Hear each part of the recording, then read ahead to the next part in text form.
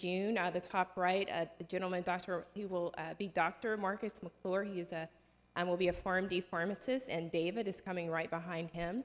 And these two gentlemen traveled of their own free time and energy to speak to our LBUSD students. And what was really powerful about their testimony is that they attended community college for almost 2 years. And so they were able to speak to the high school students that we were reaching out to about the value of their education, and also about the fact that they really encouraged the students to stay connected to the counselors and faculty that they had in their community college experience.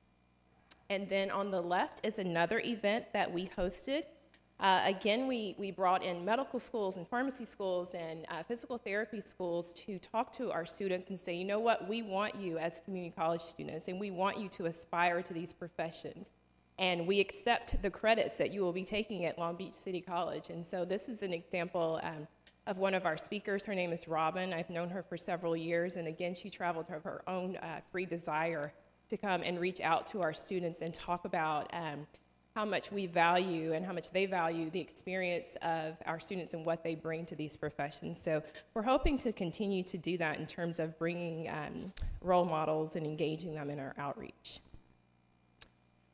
We have also tried very hard to make sure and really attend specific events in the community. So this is a list of some of the events that we participated in last year. Another thing that we're really grateful for is, I realized when I came to Long Beach City College that just because you don't necessarily work in the outreach department does not mean that you are not really passionate and concerned about reaching out to our prospective student community. So we have this organization we refer to as our Diversity Recruitment Working Group, and there's actually several individuals here tonight, I'm looking in the audience, that participate with this.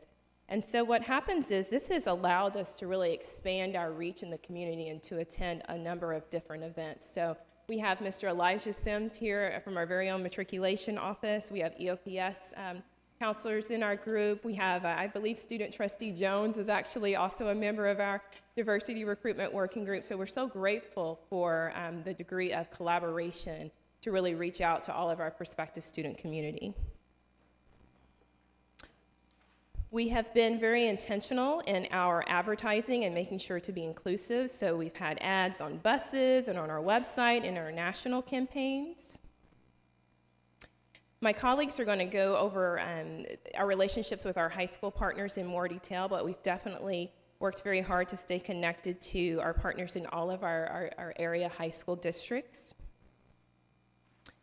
And so moving forward, some of the things that we really want to continue to work on is we want to continue to increase our focused presentation. So just making sure that we are really reaching out to all of our students in all of the different service areas for our district.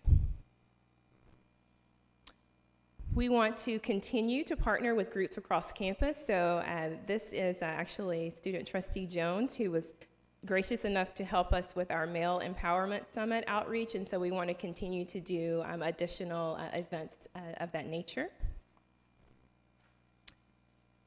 We're also considering a support network for African American female students. So obviously this network would be open to all students, but in terms of focus, we were considering focusing on issues that might be most pertinent to our African American female students and prospective students.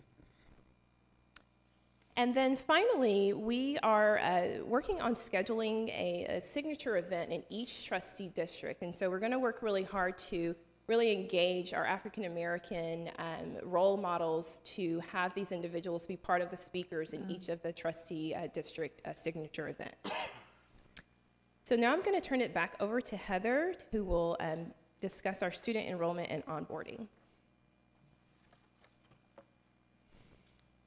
Okay, so here what we're looking at is our African American applicants by zip code. So we see larger numbers of applicants in the darker zip codes, and what we're seeing over time is decreases in the numbers of applicants. Next slide, we're seeing enrollments, similar trend, decreases in enrollments from zip codes that have higher proportions of African American students. I hope this looks familiar for those of you who were here last month at our presentation.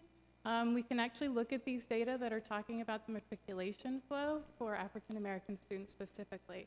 And while when we looked between fall 17 and fall 18 for the institution-wide, we saw a little shift in conversion rates, the targeted efforts that the matriculation team did between fall 17 and fall 18 actually had an increase by 6% of African American students going through all 4 steps of the enrollment matriculation process and finally enrolling. We also saw a 2% overall conversion rate increase for African American students. Just some demographic information. They're the 3rd largest ethnic group on campus. Our African American students are more likely to have a disability, be receiving financial aid, and also have been in the foster system. So they're dealing with the systems-based impacts and constraints that come with those life experiences when they come join us. This is just another breakout of the financial aid recipiency. On this chart, what we're seeing is something kind of interesting. So while the African American population is our 3rd largest ethnic group, they're actually 2nd largest when we look at duplicated enrollment. This means that our African American students come and take more classes. This is just a snapshot of some of the departments that have higher enrollments of African American students. I also have it broken down. These are the duplicated enrollments by schools. And so what you can see not only is where you have higher numbers of students in the different schools, but if you look fall to fall to fall, you'll see that those numbers are decreasing. The bottom row is actually showing our duplicated enrollments for the institution, and you'll see other than fall 18 that those numbers are pretty much stable. So when we're talking about some of our persistence problems, we're always talking about fall to spring issues, and we see that in the fall we recuperate a lot of that. We're not recuperating it for our African American community. So again, that's an opportunity for more work. I think now it's Elijah who's going to talk about some of those focused interventions. And so, yeah. Thank you, Heather. My name is Elijah Sims, and I'm the matriculation coordinator and also a counselor at Long Beach City College. I'm going to talk to you about the transition experience that our students have. So I've sort of broken this up into 2 different parts. One is the things that we're doing for all students that have a significant equitable impact, and the second part is opportunities that are squarely focused on students of color. And I'm going to start with the Welcome Center. So the Welcome Center serves as a hub for incoming students who get stuck along the way to enrollment. We know that our students who are incoming have great capacity. The goal of the Welcome Center is to help students, many of whom are first generation, to develop greater agency.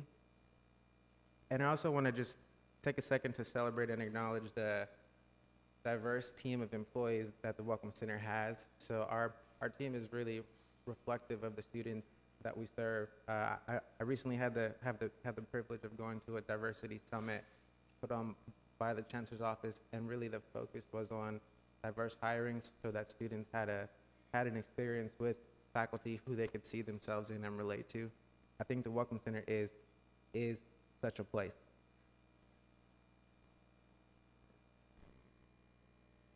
This slide highlights Viking Advantage and Promise 2.0. In essence, no matter where our students are coming from, no matter which high school they're coming from, Long Beach City College continues to build out structured supports to close equity gaps for our students. So in spring 2019, matriculation partnered with IE to to identify students who needed help getting enrolled. Based on that collaboration, staff in the Welcome Center call students directly to help anyone who's stuck in a matriculation step.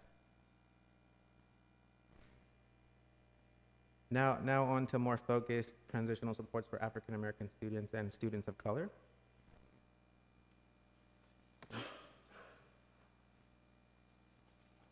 Moving forward, we've completely designed the way we do matriculation services at Long Beach City College for incoming students. LBCC is now taking our transitional support directly to high schools. We're also prioritizing schools that have high numbers of students of color. So this is schools like Jordan and Cabrillo and Lakewood. We're serving all of our schools, but in those instances, we're serving those schools first.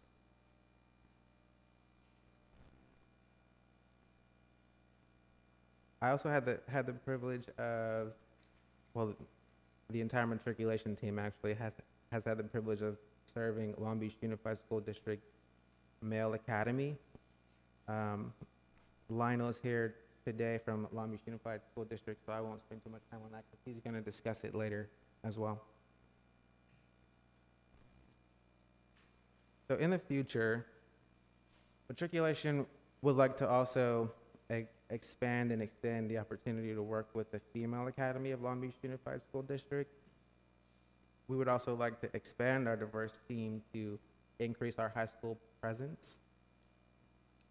Lastly, we'd like to expand the use of compulsory applications. So a part of what we're experiencing when we go out is at our schools that have high numbers of students of color, in order to help them build a college-going culture, it really helps if we can build a partnership so that every student at that school applies to Long Beach City College.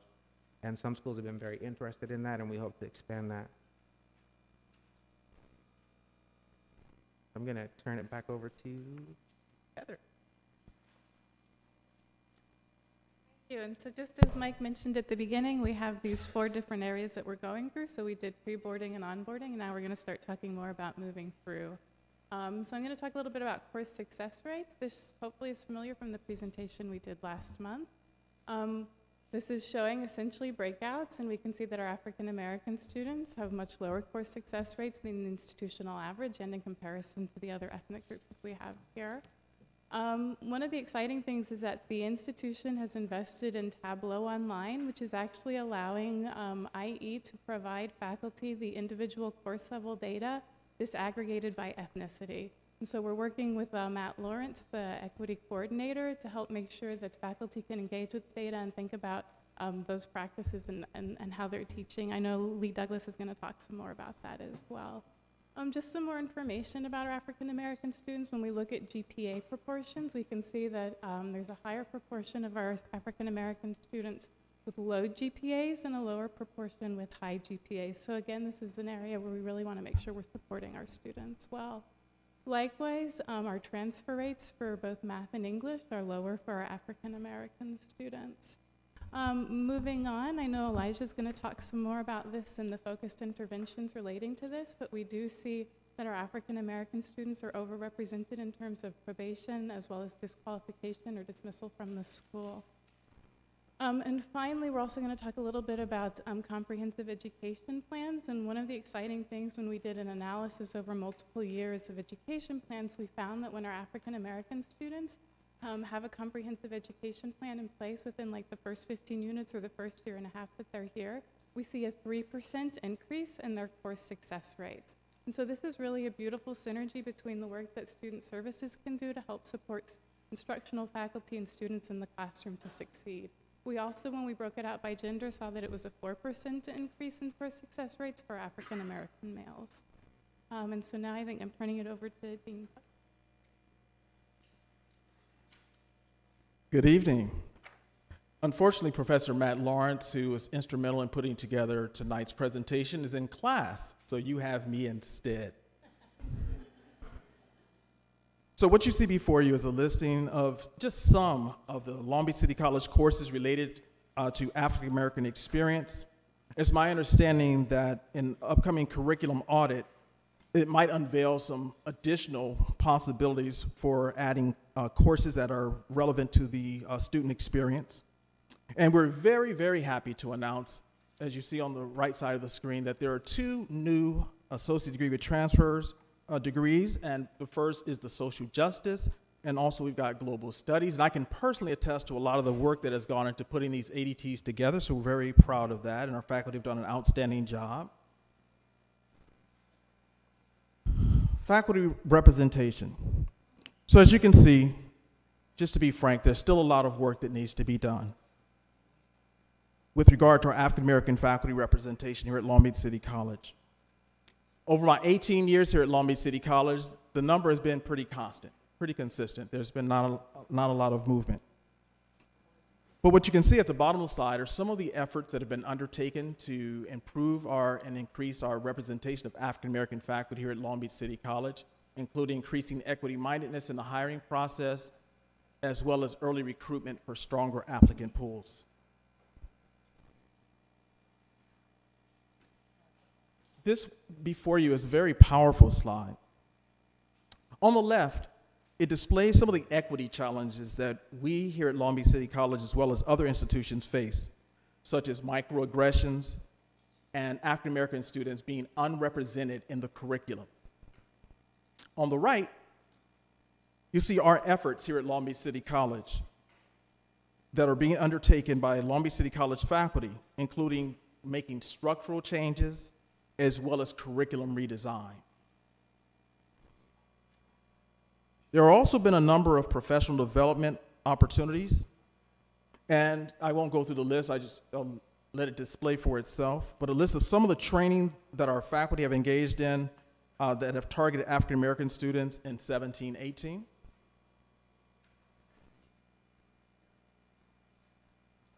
Very happy to announce that the focus of the Spring 19 Flex Day will be equity.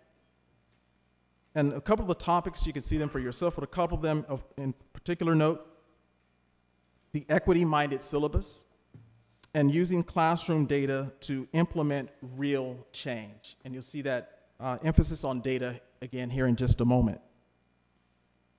And also 1920 on the right side, you'll see some of the additional trainings that are upcoming for this year. Speaking of data, the use of data by faculty has been a point of emphasis this year. Institutional effectiveness has been instrumental in helping faculty to understand their disaggregated data in a non-threatening, non-punitive manner. And the faculty will be given their own Tableau data disaggregated by ethnicity. The goal is to use data to motivate positive change. Here you see just a sample of the supports that have been put in place to support our students at large and African American students in particular, as well as other DI groups. Culture. Obviously, there's still a great deal of work that is yet to be done.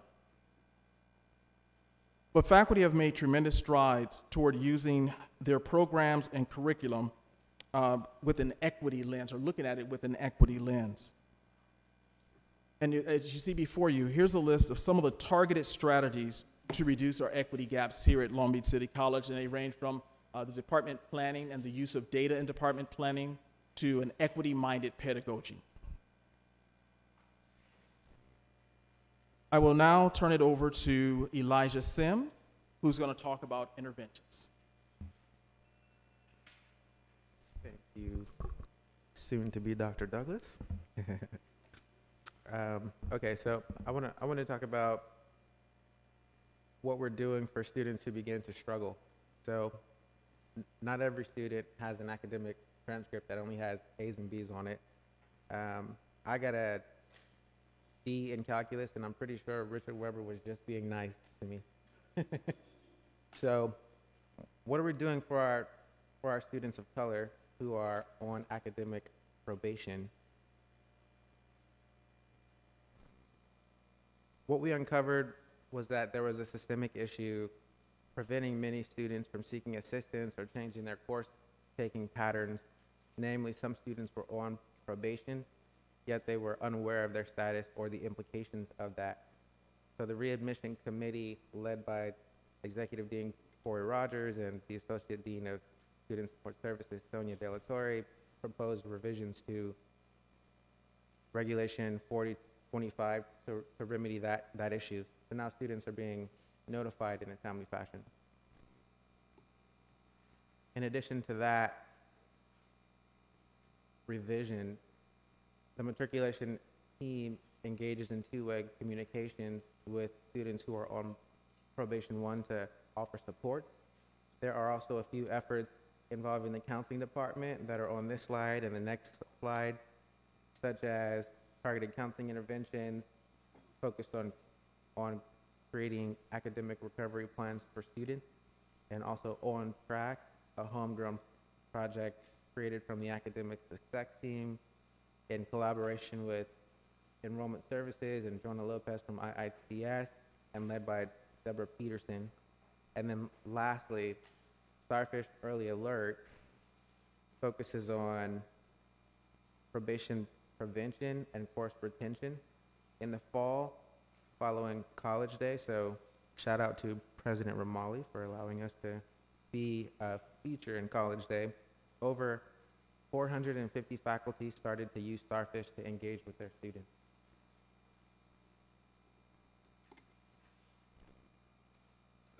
So there are a few things that we're actively doing to help students of color become. Oh, I actually think I'm on someone else's. Oops. I'm gonna go back to Dr. Kirkwood. Thank you. Hello again. My name is Alicia Kirkwood, and I will be speaking briefly about some of the ways we support our students in the co-curricular as they matriculate through. So I have scripted myself because I can tend to really talk about these things because I'm really passionate and excited about the work we do, but here we go. So our co-curricular programs are designed to assist students as they navigate and move through the college.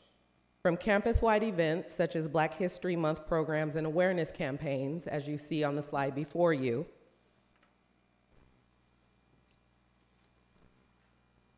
to leadership, training, identity development, and advocacy through Club Senate participation, here are just a few of the clubs that Black students are engaged with.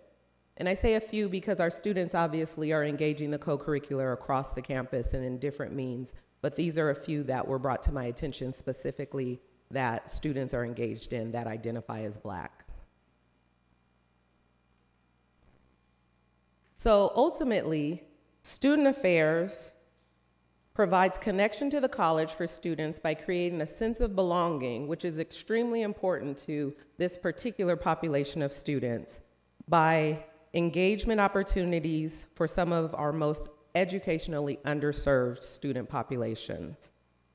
And the ways in which we do that is helping to connect the dots of their higher ed experience for personal growth and future workforce or four-year university opportunities. Now, so that means no matter how they engage the student affairs area, that could be through our student health and wellness, that could be through our student life activities and programs, and also through our student conduct process. It is our goal to ensure that we provide a just, equitable, and inclusive process and procedure so that we can ensure that all of our students are being supported in a consistent and fair manner.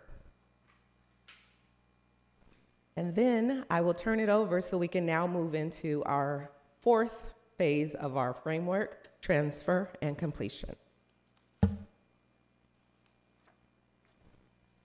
Okay, so again, we're talking about the life cycle of the students, so we're going to talk about completions and transfers. And so what we see here is our African American students are underrepresented in terms of completions of degrees and certificates with respect to their representation at the college. We do see a steady increase in ADTs that we see across all of our students. Transferring with a degree, again, we see that our African American students are underrepresented. We also see that they have fewer transferable units when they leave the institution. When we look at transfer without a degree, we see that our students are overrepresented. This suggests that many of these students probably could also be obtaining degrees before they are transferring. And again, we're seeing that they're transferring with fewer transferable units. Finally, when we look at the numbers of students, so this is looking at the bachelor's completion, so we're looking at a much longer time scale. And if we look on the right side, we see numbers of students who are transferring to the four-year, and the green bar represents numbers who are completing. Of the four groups that have large numbers of students transferring from our institution to 4 years, we see that our African American students have much lower rates of completing the four-year degrees. This could be an effect of the fact that when they're leaving, they have fewer transferable units. There may be more opportunities for students to complete more courses on our campus before transferring so that they have more opportunity to succeed at those later institutions. I believe it's Elijah, yeah, thank you. There are a few things that we're actively doing to help our students of color become completers, and this is especially important to me as a Black man and a former LBCC student You know, I can remember seeing many of my friends struggle to find their footing academically. And I can also remember trying but not really knowing how to help them. So I just want to take a quick second to acknowledge who I consider to be my village when I was a student here. Dr. Rainier Freeman, who's behind me, Lorraine Bluen, I don't know if she's here, Kenna Hillman, Deborah Peterson, just to give you a sense of how impactful and awesome those people were. Irania and Lorraine are both the counseling department heads now. They were stars then, and they're still stars. Kenna Hillman is now the Associate Dean of Academic Services. She's a star. Deborah Peterson leads the academic success team, and they're highly focused on trying to help students who are on probation. So, you know, I only wish that every student of color was so fortunate.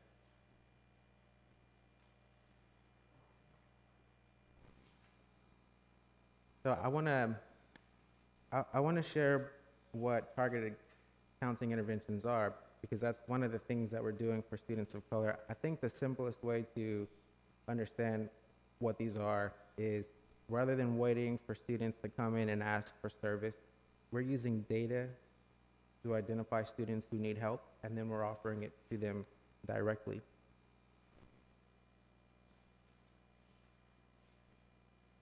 Over the past year, through TCIs, targeted counseling interventions, counselors have reached out to over 4,000 students of color, and that's just over the past year. For spring 2019, we've identified over 3,000 students of color with 60 or more units. More than half of those students have already met English and math proficiency, and 1,151 of those students are currently receiving the California Promise Grant and the Pell Grant, which is significant because of funding formula implications. And those TCI implications are currently underway, serving those students and helping them identify the awards that they should be applying for right now.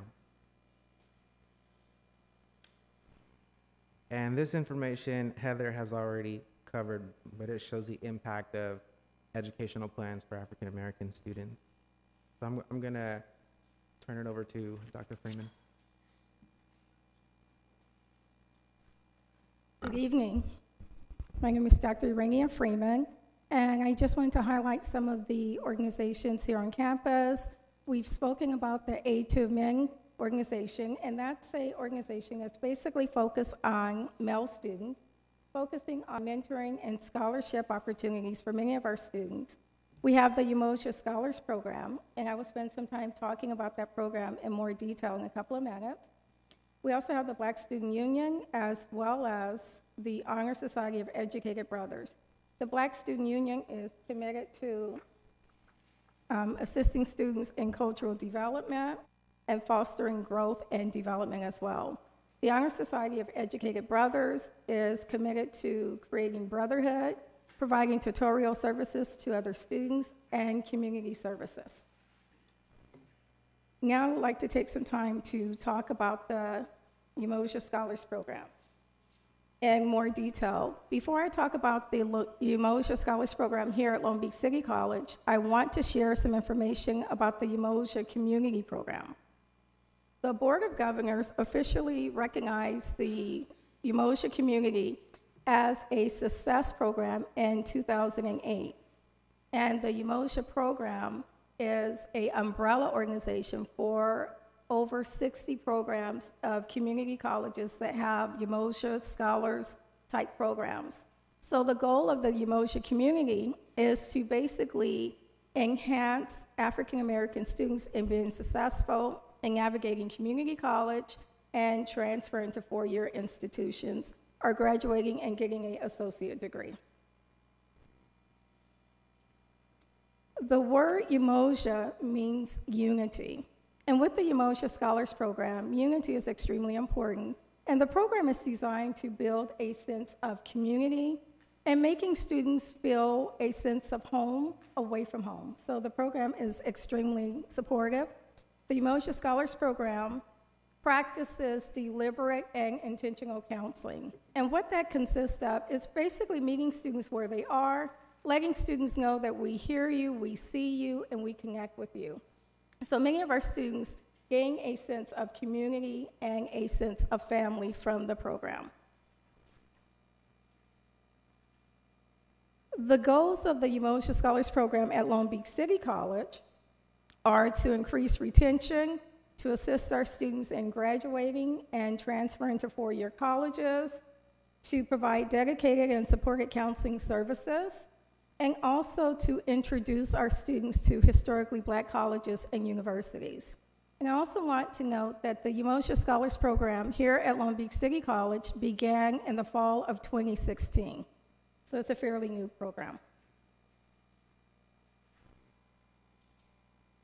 Effective fall 2015, California Community College students that meet specific requirements are guaranteed admissions into 37 HBCUs, historically Black colleges and universities.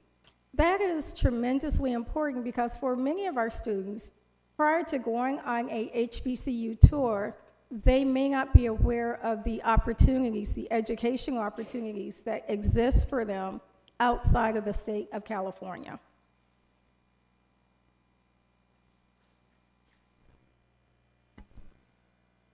All right, so I wanted to take some time to share some information with you about the Umoja Scholars Historically Black College Tour. And I also want to share some information with you from testimonials of two of our former students. In the past 2.5 years, the Umoja Scholars Program has taken over 77 students to visit HBCUs. We visited over 23 HBCUs, and we've taken students to Morehouse College, Spelman College, Howard University, Xavier University, Tuskegee University, just to name a few. In addition to taking our students to historically Black colleges, we also provide a cultural experience for many of our students on each one of our tours. In the past, we've taken students to the Birmingham Civil Rights Institute, Dr. Martin Luther King Center in Atlanta, Georgia, and the National African American History Museum. For many of our students, these trips have been life-altering experiences. For a number of our students, sometimes going on the HBCU tours is their very first time leaving California. For some, it's their first time being on an airplane. So you can imagine just how life-transforming this trip has been for a number of our students.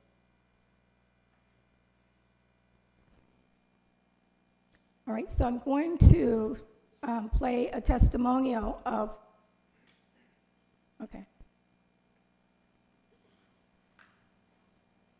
No problem. Hello, my name is Carl Haywood, and I'm a Umoja Scholar. Growing up in Long Beach, California, and attending Long Beach City College, I would never have thought this for my life. But then I met Dr. Freeman. She told me about the Umoja program and how students like me can benefit from the opportunity. Being on the tour was amazing, profound, and groundbreaking. I knew what I had to do. Thank you. So Carl, excuse me, Carl Haywood is a transfer student at Morehouse College. He began his transfer year this fall 2018. And one of the things that I find is so amazing about Carl is he says that every day he feels fortunate to be able to attend an institution that Dr. Martin Luther King attended. And he feels the joys and the responsibilities of being a student at an institution where Dr. King has graduated from. In addition to Carl attending Morehouse College, he went on the tour in 2016, came back, worked very hard, and created a very solid, sound grade point average. He has over a 3.3 GPA, was able to get a partial scholarship at Morehouse College, and he's doing exceptionally well there. Hello. The next student that I would like to take some time in talking about is a young man named Clement Gibson. Clem attended the HBCU tour in 2016. We went to Jackson State University. Clem learned about Jackson State University, came back to Long Beach, got really excited about the college, applied to transfer there a year after the trip, received a full academic and housing scholarship. Clem will be graduating from Jackson State this May 2019, primarily debt-free.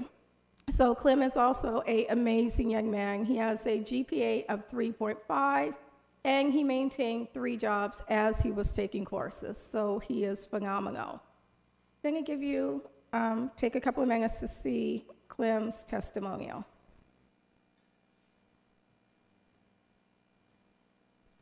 Attending Long Beach City College did everything for my educational journey. I mean, where do I start? For one, it allowed me to join Umoja Scholars Program, a trip in which led me to the place that I'm at now, Jackson State University. I was able to go on the trip to not only see HBCUs, but see the South. I haven't spent too much time in both environments, so it was a great way to expand my knowledge on African American history. I was able to meet a group of people that became my family and formed a bond that I think will last forever, quite frankly.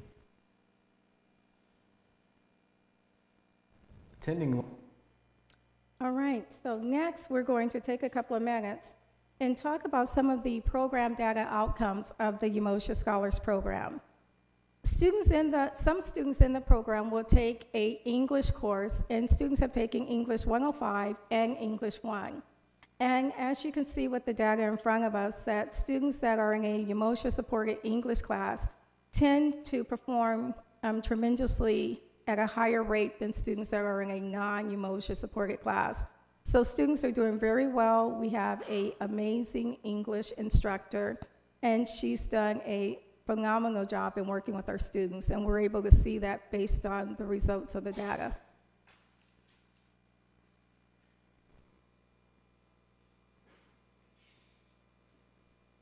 The Umoja Scholars Program will continue to expand on our English course offerings in fall 2019.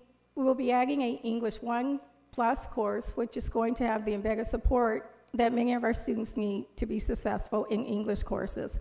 Umoja scholars are also looking at collaborating with other departments and primarily hoping to work with the math department, science, as well as other disciplines in a Umoja supported capacity, which will allow students to take courses and work closely with the instructor as well as the Umoja counselors to be successful in their courses.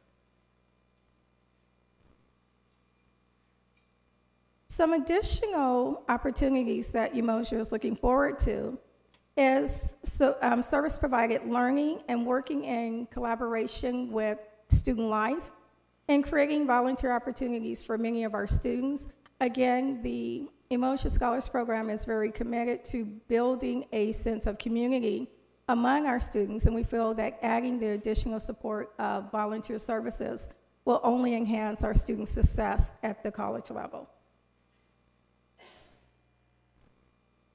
Finally, I would like to say that working with the Umoja Scholar students has been a wonderful and rewarding experience for me. I see students' dreams become a reality, and the HBCU tours have given students cultural pride, allowed them to realize their potential and unlimited possibilities. The young men that you had an opportunity to see their videos are a true reflection of how this experience can truly change a student's life. Now, we would like to highlight Long Beach City College and our community partners. Thank you. So we just had an opportunity to move through those 4 stages and really try to understand how our African American students experience Long Beach City College. And so it's been deeply humbling to look at the data, see where the gaps exist in the work that we still need to do, highlight some of our accomplishments and the bright spots of things that we're doing that's working and working well, but also being self-reflective and asking ourselves, what can we do better? And so I think one of our key strategies is to continue to strengthen our emerging school and community partners. So I want to introduce Lionel Gonzalez, who's going to talk a little bit about the Male Empowerment Summit. Lionel is with Long Beach Unified School District. He's been one of my early partners when I was onboarded to LBCC to really think about how we can really do some race-conscious work here at LBCC with our males of color, and so I turn it over to Lionel. Good evening. Being a product of the Long Beach College Promise really excites me to be here with you guys here today. But you know, with it being Black History Month and us celebrating it tonight, I couldn't go forward without recognizing some key folks who have really paved the way with this work, the work that I'm involved in with young men of color across Long Beach. Board member Felton Williams, our NAAC president Naomi Rainey, an educational consultant which works directly with our students, Duke Givens, and how can I forget but Reverend Leon and Paula Wood. These are folks who have really paved the road for this type of work.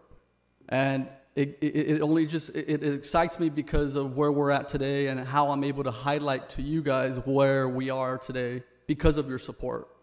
Studies show that support systems work. So we should be supporting work like this that allows us to work collaboratively and work together. A little bit about the Male Empowerment Summit is that it started 4 years ago because of someone else I'd also like to recognize is Cheryl Williams, which is an advisor of BSU here.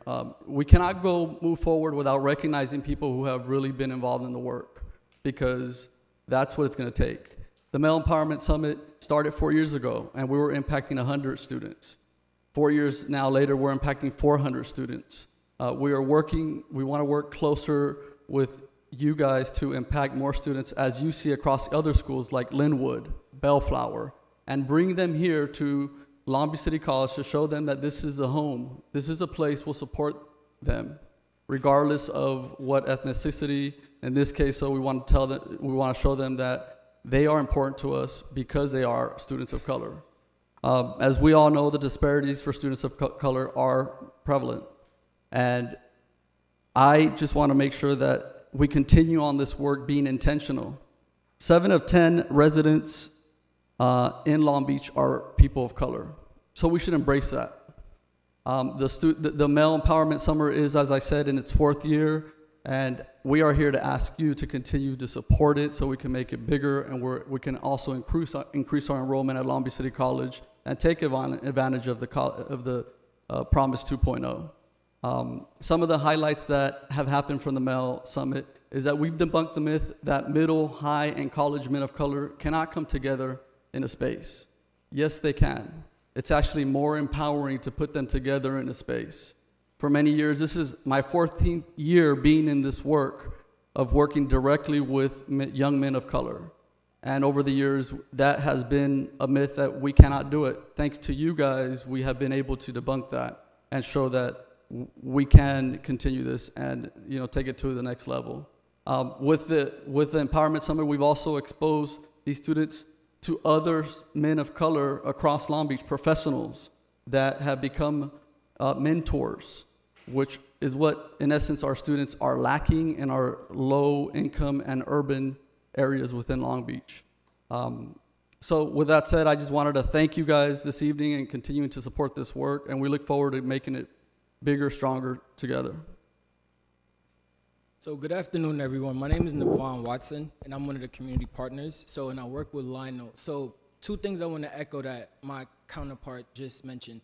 The community of supporters, which is something that the Empowerment Summit seeks to set up. That is the culture, that is a standard. The years that I've been involved in it, we've really prided ourselves on establishing a culture where the young men who attend the summit feel welcome, but also we encourage them to understand that this space, being Long Beach City College, is a welcoming space. And with that being said, I also want to say, because of the board's leadership and you all's conscious shift, that programs like the Male Empowerment Summit can flourish at Long Beach City. So we thank you for that. In addition to that, there are certain key things that the Male Summit actually allows the young men in LBUSD to participate in through a concerted effort between LBUSD and Long Beach City, one of which being a spot guaranteed in the Viking Summer Voyage. Part of what we understand as individuals of color, as well as professionals working with the youth, is that there is continuous support that is needed. And through a partnership, concerted efforts rather, between the Male Summit and LBCC, we can create that space for young men to feel empowered to attend college. One of the biggest feedback that I get from middle school students when I run into them is, I cannot wait to go to LBCC from going to the Male Summit. That is literally because the culture and the expectations have been set and the exposure has been made through opportunities like this. So for this, and then as you can see, those are some opportunities and some supports that we've presented to the board as how we uplift males of color. In addition to which, moving forward, we have 4 key areas as a united front that we would like to move forward, and that's purpose, impact, mission, and outcomes. For one, we would like, now that we understand that this work is of importance to everyone, this is what this meeting is about, we'd like to have a strategic plan so that way we can actually operate in a vision, from a vision and from a perspective that keeps the momentum going with this. And in addition to that, we would like to provide outcomes for networking opportunities to uplift and empower students. Those are our 2 biggest things, is that we want to make sure that this work continues, and we want to make sure that students have outcomes that they are actually proud of. In addition to which, I'll bring Dr. Speck to speak about 2019. So when looking at some of our emerging and community partners and some of the work that we want to engage in, we're going to be very intentional about being strategic. And so we're actually going to be having like a 4-hour session where we're going to bring some folks together and really think about what a strategic action plan would look like to support our African American students, and specifically our African American males of color, excuse me. We're also looking at the opportunity to expand dual enrollment courses. And so with Dr. Scott's support, we've been really working with LBUSD and talking about with some of our key partners of how can we bring college accessibility to the high school campuses, especially being intentional with the schools that are underrepresented here at LBCC. We're also looking at providing focused outreach and matriculation support with our LBUSD Male Academy students, and so that we're going to be bringing the services out to them instead of just waiting for them to come to us. We're going to do some high-touch handoff services. And lastly, just providing them with a guaranteed spot in our Viking summer voyage. So I'm going to just take a moment, and I'm going to talk about I'm going to tie up the end of the presentation in a moment, but I want to just acknowledge all the presenters tonight. They worked very hard and diligently in preparing the information, gathering information, being self-reflective, and so I just want to say thank you very much to all the presenters. It was really a privilege to work with all of you. So I'm going to talk a little bit about future directions and some of the key activities that we're going to be exploring as we move forward and kind of synthesizing and tying everything all together. So I'm very proud to share, through the support of our President, Superintendent, Dr. Reagan Romali, our president will be creating a task force on race and equity. And so we're really going to be able to think about drilling down and looking at our data and specifically asking ourselves, how do we begin to really, through a race-conscious lens, close some of the equity gaps that exist here at LBCC and that were apparent in the data that was presented tonight. We're also exploring partnerships with USC's Race and Equity Center to conduct the NCCAC Climate Survey. And so I've actually been in 2 conversations with the center's director. And what this survey will do, will be able to really take a qualitative approach of understanding our African American student experience here at LBCC, and they provide us with sets of recommendations for us to improve our climate if there are climate issues identified. We're also looking at implementing identity-based multicultural center here at LBCC that will support African American students as well as other identity-based student groups, and we'll be partnering with the ASB on that as well. We're exploring implementing a Male of Colors Fellows program here at LBCC. As you know, LBUSD has a Male Academy, and many of these students land here at LBCC. LBUSD has a Male of Color Academy, and when the students land here at LBCC, they're often kind of just left to navigate the system on their own, and so we want to kind of create that seamless handoff.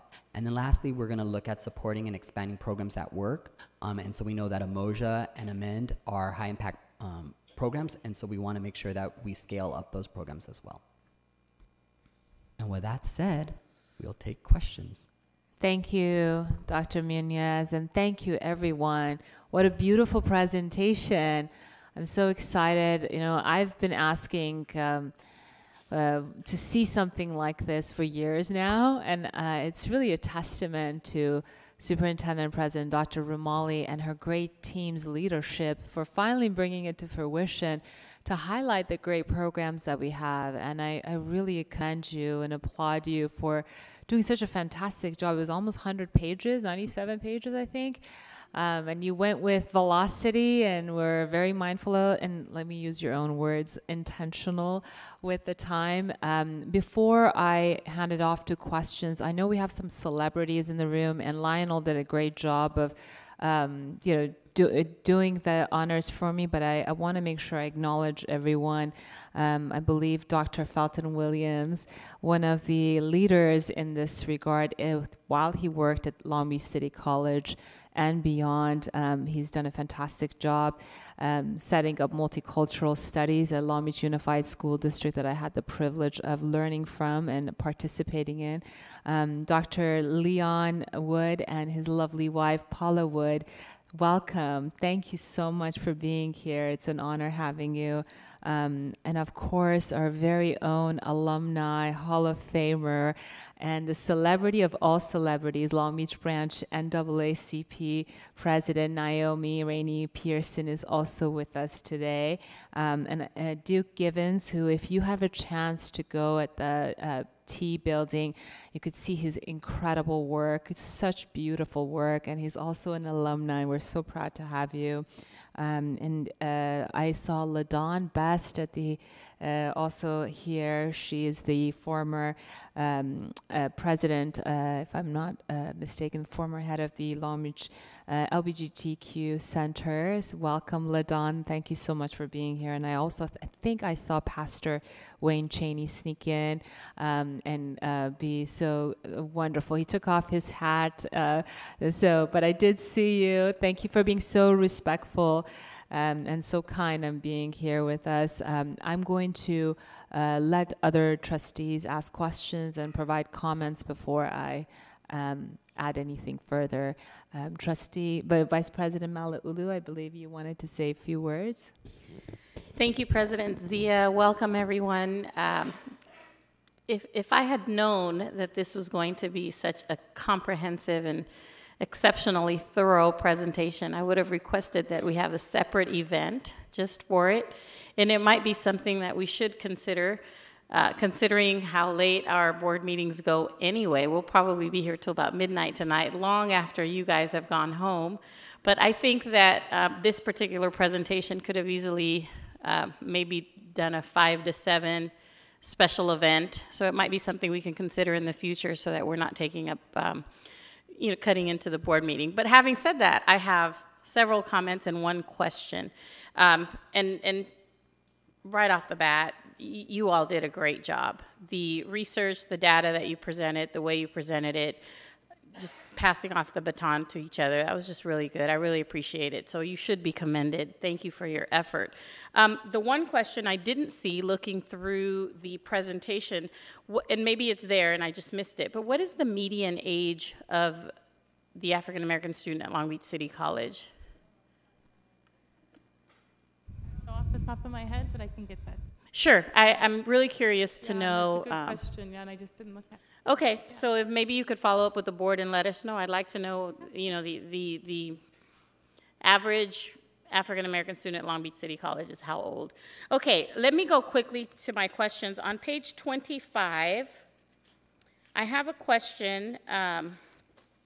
So you've got documented disabilities there. And I just want to know if you have additional data, and again, you can follow up. You don't have to know it now, but I'd just like to know the nature and the scope of those disabilities, if they're physical or mental learning disabilities, only because that 10.5%, you're looking into it, there's an 11.3% with the white students and 10.5%, so I'm really curious to know what those disabilities are. So that's one question. Want to follow up on that one? Yeah, okay. All right, on page 29, I'm trying to go as fast as I can. I'm just curious to know if you discovered any information to substantiate that decline, almost 4,500 students. And I understand that, overall community colleges and community college enrollment is on the decline because the economy is booming. So people really only go back to school, especially community colleges, when the economy is not booming. So I get that. Is that the same factor that affects this type of enrollment data? I'm not 100% sure, so we can dig into that deeper. Because when we look at this in comparison to the total, I suspect there's probably other factors at play. They could very well also be other environmental factors.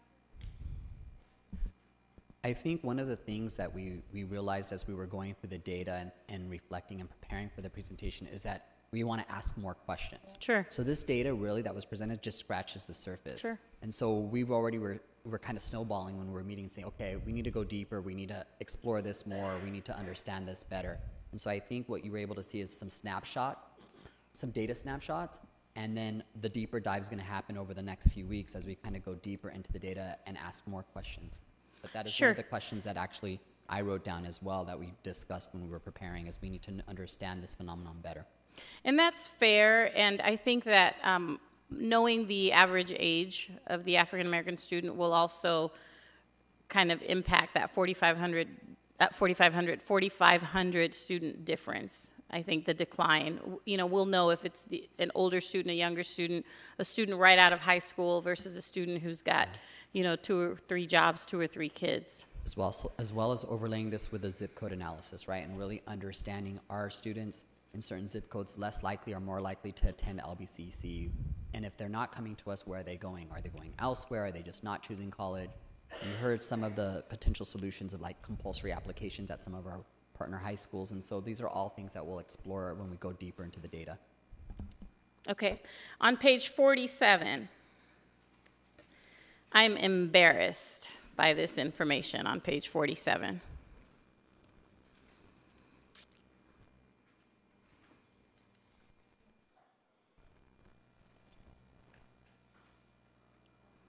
One more, 47. That's embarrassing. So I believe that we can do better, and I believe that the efforts are underway. Several months ago, I attended a conference where data was presented about the correlation between X faculty and X students, and the discrepancy here. I mean, what is our African American student population? Roughly 13%. Okay, so we should have faculty numbers that are reflective of that, because our students sitting in classrooms need to be able to look at African American professors and identify with them. So, I mean, you know, we're not even in double digits there. So when I saw that, it really bothered me, and I hope it bothered everybody else too. Okay, page 61. And I believe this is the last one that I have. So, that was personal. Sorry. So I plan on being on campus tomorrow to pick up my catfish. That's on page 61. I accidentally wrote the page number next to my comments, but that was just a note for myself to follow up tomorrow when I'm on campus to make sure I pick up my catfish. Okay, what page are we? I have... So a couple of things that I would like to see some data on for the future. I'd like to see information on the percentage of African American students that are involved in our ASB programs, that are involved in our honors program, and then what type of outreach and awareness do we have. I attend the honors banquet every year, and you know, there's a handful, less than a handful of African American students. And I know we have students of color who are honors material, so we need to be reaching out to them and making sure that they're involved in that program. Same thing with ASB. Student trustee Donnell Jones, he can certainly comment on that. And then, so before you mentioned Cheryl Williams, I have proof right here because it's in the middle of my notepad. I had written Cheryl Williams. Cheryl, your name is right in the middle of my notepad, so you know that I didn't just write it at the bottom.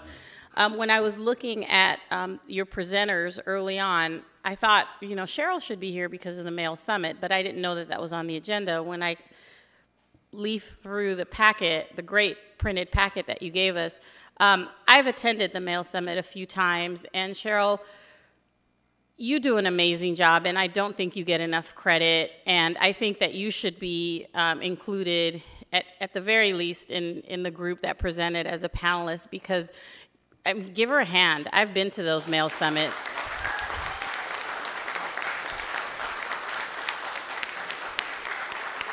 And Cheryl goes above and beyond with a lot of our student activities on campus too. I think it was 2 years ago, I actually lost my husband at one of the Male Summits. It was time to go to another event, and I couldn't find him, and sure enough, he was sitting in the middle of the room talking to a bunch of football guys. I should have looked for the football guys, because that's where my husband was. Anyway, and then lastly, I just want to acknowledge the photo of Duke. I believe it was on page 91. Duke is our resident photographer everywhere we go, so it was really nice that someone captured that picture of you. Did you know that? Did you hand somebody your camera? Well, he's always taking photographs of events everywhere he goes, and to see him right there in that cameo that candid photo that somebody took of you, that just says a lot. Thank you for everything you do. And by the way, I enjoyed looking at the pictures in the hallway in this building. Thank you very much. And welcome to everybody that's here. Thank you. Great job. Thank you, Vice President Malauulu. And thank you for sharing the sentiment of the board. I failed to mention that I am sorry that not all the board members could be present tonight. Trustee Baxter is a staunch supporter of our programs for our African American students. In fact, she was the recipient of the Lifetime Achievement Award by NAACP. Unfortunately, there was a faux pas with the scheduling, and it was partially my error. So I wanted to just communicate that she's incredibly supportive of our work here. Trustee Intuk, did you have any questions, comments? Yeah, I did. Thanks. Thank you, everybody, for coming out today and the human capital that went into the presentation. I want to thank my fellow trustees. This is a request I had back in December to spotlight and look at the data of where are our black students coming from, how are they doing, and what programs do we have to support them.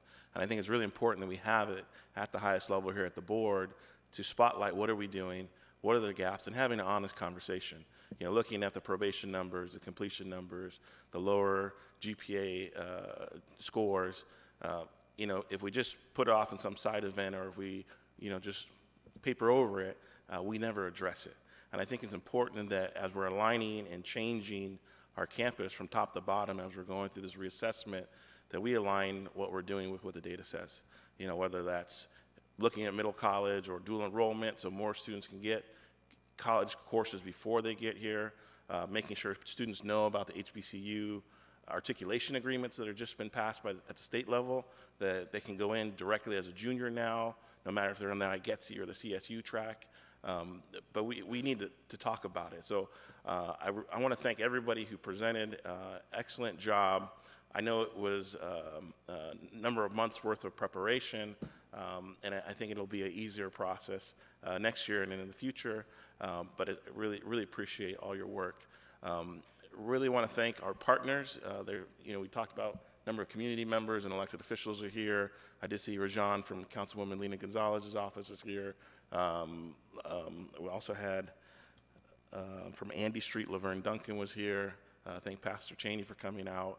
It's really important that we put the community back in community college, and that you know that this is an institution that's here to serve all of our students, and that means all of our different constituent groups. Long Beach is unique, and we still are the second largest black population in LA County, fifth largest in the state. Black students are here, black faculty and staff are here. It's important to recognize and hold that up, that it's something positive, and that we are a net contributor to our community, and that we have partnerships. It's great to see Mr. G, or Lionel Gonzalez as they call him, come out, and Navon Watson from the city come out, that we want to have partnerships across our other institutions, because we know we're not acting alone in a silo of trying to educate our students, that their students are coming from the community, and all of our issues and problems that exist in America are also here at Long Beach City College. But we're being intentional about solving them, and we're looking for common solutions, and we're having more voices that are looking, that are contributing to the outcome. So thank you for our partners that came out. I did have some questions. On the scatter plot ArcGIS map of where students are coming from, it'd be great to get a table to show, it looked like there was quite a high number of students come out from outside the service area. What cities or zip codes are those students coming from? So they were thinking about our marketing or support services, that, you know, it's not just Signal Hill and Lakewood and Long Beach. It looks like there's LA and Compton, you know, kind of far and wide as far as where where our folks at. So I don't know if we can put together a table, or probably it was a table that generated the slide to see what the counts are by area. We can put something like that together. We went very quickly through the slide of zip codes. Can you say what were the top 2 or 3 zip codes? I know I represent at least in our service area, 90805 is the highest zip code. But what were the other zip codes that folks were coming? I think it was 1 or 2 slides off from here.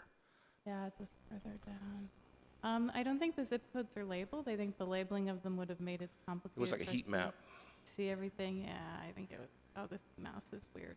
I think it's the very next slide. There you go. So yeah, I don't know the zip code numbers off the top of my head, but we can definitely provide you with that information as well. The bright red one, that looks like Compton. You're, it might be, yeah, my geography's not the best. But yeah, no, we can follow up and just provide you with some more detailed information so you can see where those changes are, what those zip codes are, where they are in terms of city boundaries as well. Great. And we'll also provide counts, like the ethnic breakdowns as well, because that one that's bright red that's not circled, that's actually not one that's been identified as having a high proportion of African Americans. So there are other things going on in these maps. Great. And then I guess in the future, will we define like an MOU between the college and the school district and the city and our My Brother's Keeper, male-female academy? Do we already have an MOU? Or are we in specific as far as partnering and transferring students from one program to the next? How do you see that, or how is that already shaping up? So to my knowledge at this point, we do have the longstanding Long Beach College Promise MOU that provides blanket data sharing agreements as well as addresses some of the pipeline activities, but we don't have an MOU specifically for the work that we're doing with the Male Academy or some of those focused programs. So I think there's an opportunity there to strengthen our partnership by formalizing it with the MOU or taking some of our existing MOUs that we might be updating for dual enrollment, let's say, and kind of add and embed that language in there so that we strengthen that intentionality. Great. Elijah? I just wanted to mention that we do go out to Compton and Linwood for matriculation service. Great. Yeah, I know we did do a previous assessment that we have quite a few students from 90805 who are going to Compton and Cerritos, or losing about $2 million a year. And when students go to other colleges, they take the money with them. Right. And so we want to retain and recruit as many people as possible. On the HBCU articulation agreements from the state, have those been finalized, and are those, have we seen any benefit, or do we plan to anticipate changes in when we do our trips and when students transfer? With the community colleges, the agreement is with 37 HBCUs, and it's for all of the California community colleges. So there are some HBCUs that do not have articulated agreements at this time. That's part of the guarantee admittance program. But we are finding that a lot of our students are primarily going to Clark Atlanta, which is one of the schools that does have an agreement with the California Community College system. So if they do the IGETC or the CSU track, does that guarantee them junior standing if it's not different? Or that would guarantee junior standards if they have the 60 units. But with the agreement, they do not have to have a ADT. They can have a certain number of units and meet a 2.5 GPA and be guaranteed into a specific school. So depending on the institutions, the requirements may vary slightly, but the guarantee is across the board for the 37 colleges. Great, thank you. You're welcome. Also, thinking on our report back, it would be interesting of how are our students in athletics doing, particularly in basketball, football, and track. Are we seeing the same higher or lower completion rates, transfer rates?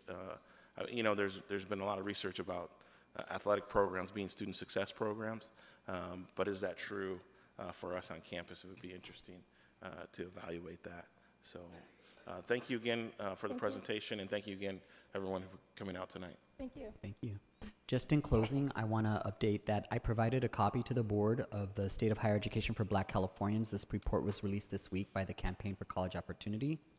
There's some really good methodology in here, so I think we're going to take it back and maybe replicate some parts of the study for here at LBCC to really understand the student experience better. So I wanted to share that with the board in closing. Before you all go, I believe our Pride and Joy, our student trustee Donnell Jones also has a question or a comment. Yeah. Excuse me. I do have a couple of quick comments and then maybe a couple of quick questions, if you guys don't mind. First off, I want to say thank you again for putting together this wonderful presentation. And then I kind of want to echo a little bit of my experience to kind of support a lot of what was presented here tonight. You know, as some of you guys may have read in my bio, I started it with Long Beach City College driving the shuttles, and I kind of fell in love with the community here. The moment that I fell in love with the community here at Long Beach City College was I was driving up to the LAC campus around maybe 6 o'clock or so for the 6 o'clock trip, and I saw a collection of, you know, of our black students standing right outside the D building there. And I approached them, and it actually happened to be one of the clubs on campus that may not be active this semester, the development of African American professionals. And speaking with a lot of those members, actually a few of those members are here in the audience today, and actually I believe one of their advisors is actually here in the audience today. But just being involved, you know, that first interaction with those students actually, you know, helped me to make the decision to attend Long Beach City College. And then once I got on, you know, here, you know, I got involved with the Emoji program with Dr. Freeman, and I had the opportunity to attend one of the HBCU tours. And it was I don't want to say life-changing, you know, to be hyperbolic, but it really was refreshing and encouraging, and it really opened my eyes to the world of possibilities, and being able to meet and interact with so many of our intelligent, like-minded students that had a shared background, you know, was really instrumental and encouraged me to be able to persist. And then to echo Trustee Malauulu's comment about, you know, the need for more African American staff and faculty. I know that just working with the handful that we have here, you know, Dr. Freeman, Arletha Brooks, Elijah Sims, Dean Knox, Lisa Roper, Marcia Parker, Deborah Peterson, Dwayne Schaefer, Jerome Hunt, Cheryl Williams, and so many more, has actually been instrumental in my ability to succeed, and also in my decision to get involved with leadership. And then another, I guess, kind of suggestion or observation, I should say, is I've noticed that in the Honors Lounge, you know, being a member of the Honors Program, I have noticed that there seems to be a lack of African Americans, especially males, within the Honors Program, and I'm wondering, you know, how we can change that. One thing that really broke my heart was looking over the years of the presidential scholars, and not seeing one African American male in the pictures of our, you know, of our presidential scholars. I think is one area that a lot of what's been shown here, you know, hopefully we can, you know, make moves to kind of change and address that. And then another question that I have is, are there any efforts currently to maybe engage older African Americans, you know, who may not be the traditional students, maybe partnering with like staffing agencies, or, you know, or the unemployment department, or other areas where we see other individuals who may not be, you know, traditional college age, but who still could utilize the education and the skills that Long Beach City College could provide. So I'm really glad that you pointed that out and brought that up. I know that we are going to be bringing back our Career Center model, and we actually brought back the faculty coordinator position for the Career Center, and we split it between the two campuses, one at PCC and one here at LAC. And so some of the conversations as we begin to build that model out again is what would reentry services look like for our adult population, and doing some very intentional work. Michael Hubbard is one of our career counselors, and so we're funding some partial release time through our equity funds to do some real targeted career services and some reentry services. So we are in the beginning stages of that work, but it is something that is on the radar and we will be intentional about in terms of moving forward. Thank you. And then my last one, and I noticed that we don't have an honors office or honors lounge at our PCC campus. I know we have one here on the LSC campus. Is there any plans to maybe look into that? So I just want to speak to the honors program with respect to matriculation first. So going back to your previous question, as I was also a student here, and it took me a year, but in my second year, I was able to get into the honors program, and not to be hyperbolic, but I do think it was life-changing. So a part of what we're trying to do for students is front-load the information.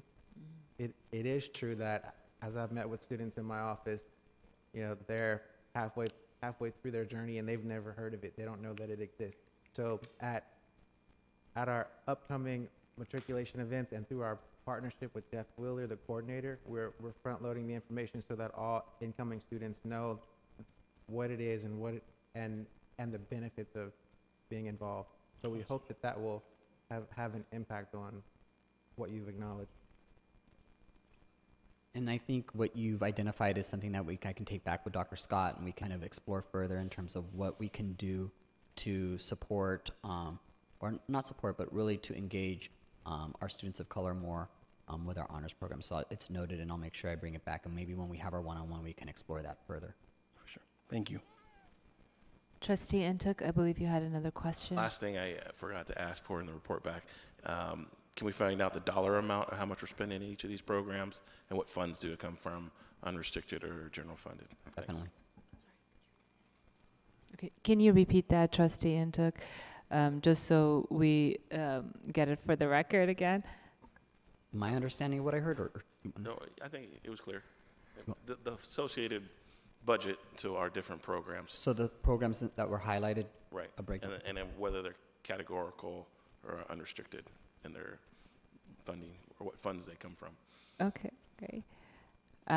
Thank you, everyone. I think everything that I wanted to say has been said, and I really appreciate Vice President Malauulu's really expression of our sentiment as a board, our commitment we've been working on years, and trying to move these numbers. I know I sounded like a broken record, but I am confident that the district is committed to moving these numbers, especially with our leadership at the helm. And you know, as your board of trustees, we'll hold that to account and we'll keep questioning it. So with that, I'd like to move to the item that I know a lot of the members of the public have been waiting for. Item 2.7, resolution for Black History Month. The recommended action is that the Board of Trustees adopt resolution number 022719A, recognizing Black History Month as submitted. The faculty, staff, students, and Board of Trustees of Long Beach City College believe that supporting Black History Month will help our college and members of the community broaden their understanding and tolerance of diversity. This resolution recognizes the vital importance of supporting Black History Month and encourages faculty, staff, and students and members of the community to participate in activities aimed at enhancing our understanding and appreciation of diversity. It is in action, so I'd like to ask for a motion. Moved by Vice President Malauulu and seconded by Trustee Ntuk. Are there any comments, questions before we take action? Just wanted to ask the guests who are about to leave, if you wait 1 minute, we'd love to take a picture with everyone after we vote. Yeah, tell them not to leave. This is what they've been waiting 10 seconds. Are there any comments anyone would like to? Sure, Vice President Malauulu. I would just like to ask you all to hang tight for just a minute. This is actually what you've been waiting for, and I know that. I thought I said it, but apparently I didn't. I know crystallize time has it. gotten away from us, but I would like to thank Trustee Untuck for his vision in making this happen and for bringing forth this resolution. I'm jealous because I didn't wear my daishiki today, and he did, and he looks so comfortable there. But thank you very much for doing this, and I think on behalf of the faculty, the staff, and the students of Long Beach City College, we're very grateful for this recognition, and we applaud your efforts. So thank you very much, Trustee Untuck. I also wanted to echo what has been said. This is so monumental for us, and I hope other districts and governance bodies also follow suit. It's historic. I don't think we've ever done this before, and it's really partners like Trustee Intuk who have the vision and insight to bring this forth. And of course, now, you know, it's a different era on this Board of Trustees. Thank God that it is. And so we could do things like this and celebrate. As you can see, we're very supportive. But, you know, I do want to say before we take action, a few comments. You know, I had the pleasure of going to the RISE event that was hosted last week. And for the very first time, I shared my involvement with the Black community and, you know, something that changed my life working in the gang intervention sector. And this gal who seems to be, you know, very howdy-doody, according to some, I had the great privilege of working with men and women who were in that sector and were trying to get back on their feet. My life changed. The story that goes behind it, I am happy to tell you. Once we take action, we have a lot of items on the board, so I won't take the time to give you that background just yet, but I'm happy to provide it to you, to anyone who's interested. But it is very important for us not to just say we celebrate and honor, but go beyond that and be vigilant on our day-to-day activities. What I don't appreciate is when we have Hollywood who always addresses, you know, as if it's in something in the past, in the Jim Crow era. It's happening before our eyes. Segregation, discrimination, it's just more sophisticated, just like anti-Semitism in my community has taken a very sophisticated form. And I think as the Jewish community and the Black community, we share one thing in common, and that is just the severe discrimination. But I do have to share with you that the Germans, while they were very thorough at eradicating 6 million of us, they were also thorough in apologizing. And when you go to Germany and Dachau, and when you go to these sites, they have commemorated those victims. I wonder if we have done that. Have we apologized for the atrocities that has happened? I know many are working on that. Margaret Burnham, who's working on cold cases in the South and is resurrecting them and trying to get justice for the many lives and families of those victims. You know, these people like her that are true heroes in my book. And as of last year, if you are not aware of this, I encourage you to look at the Center for Investigative Journalism with National Public Radio did a investigation on redlining and fair lending with the Community Redevelopment Act, I believe, that they are supposed to have banks in these areas that are blight and impacted. And they wouldn't. This is as of last year, and this was in Philadelphia. And I encourage each and every one of you to look at this study that inspired Senator Warren to look at this. This is last year, folks. It's happening before our eyes, and they're trying to make reforms now. They wouldn't lend to African-American members of the community. And yet, while we sit here and celebrate, I want to give you our commitment that these are not just pretty words from this board. We're committed, we're vigilant, we're going to be on top of this because all politics is local, and this is just a symbol of our love and commitment for the Black community, and it's not just a bunch of pretty words and a pretty resolution. With that, I'd like to ask for a vote. Madam Secretary. Vivian Malauulu. Aye. Uduak Joe Intuk. Aye. Doug Otto. Sunny Zia. Aye. Student Trustee Jones. Aye. All right, I believe we wanted to give a resolution. We have a frame. Yes, I'd like to ask Trustee Intuk to take the resolution with the rest of the board, and we're going to take a picture with members of the community. If you could be so kind to come up and bear with us while we take this picture. Thank you.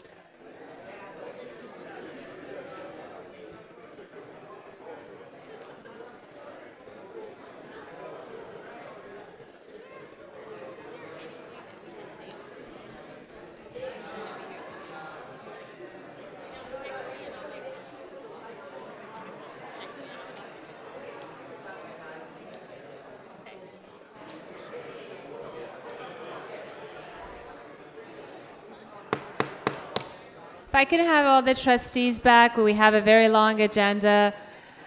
I know we have very excited members of the community. Yeah, we know. Cindy?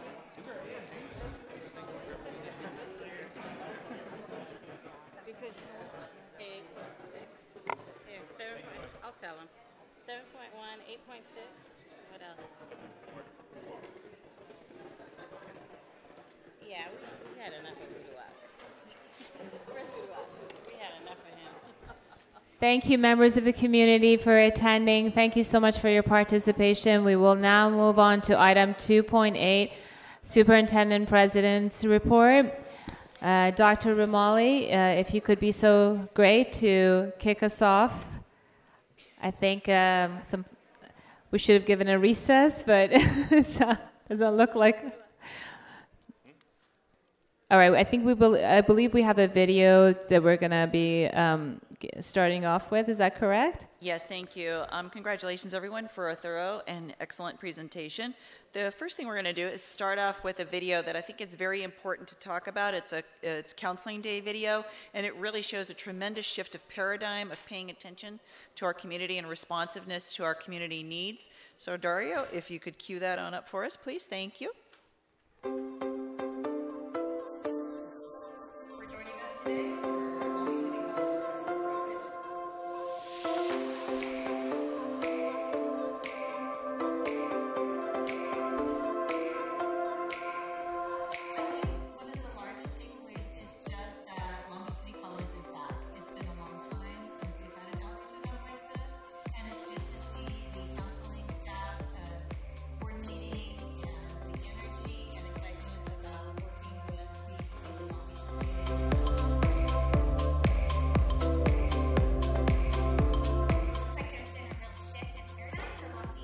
Oh, God.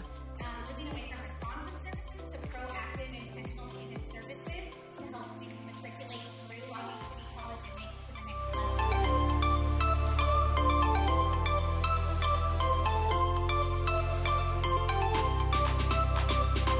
So my big takeaway was the culinary arts program. We're a national study and many of our students stay on the island, but this is a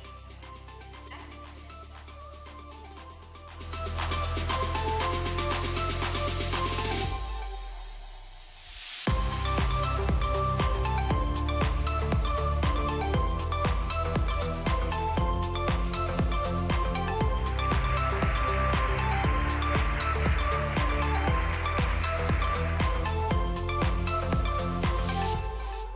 well. I really enjoyed the resource fair, all the information about the different programs, because there's a lot of certificate programs back at Long Beach City College that we haven't had a lot of information on for our students in a while, so that was fun.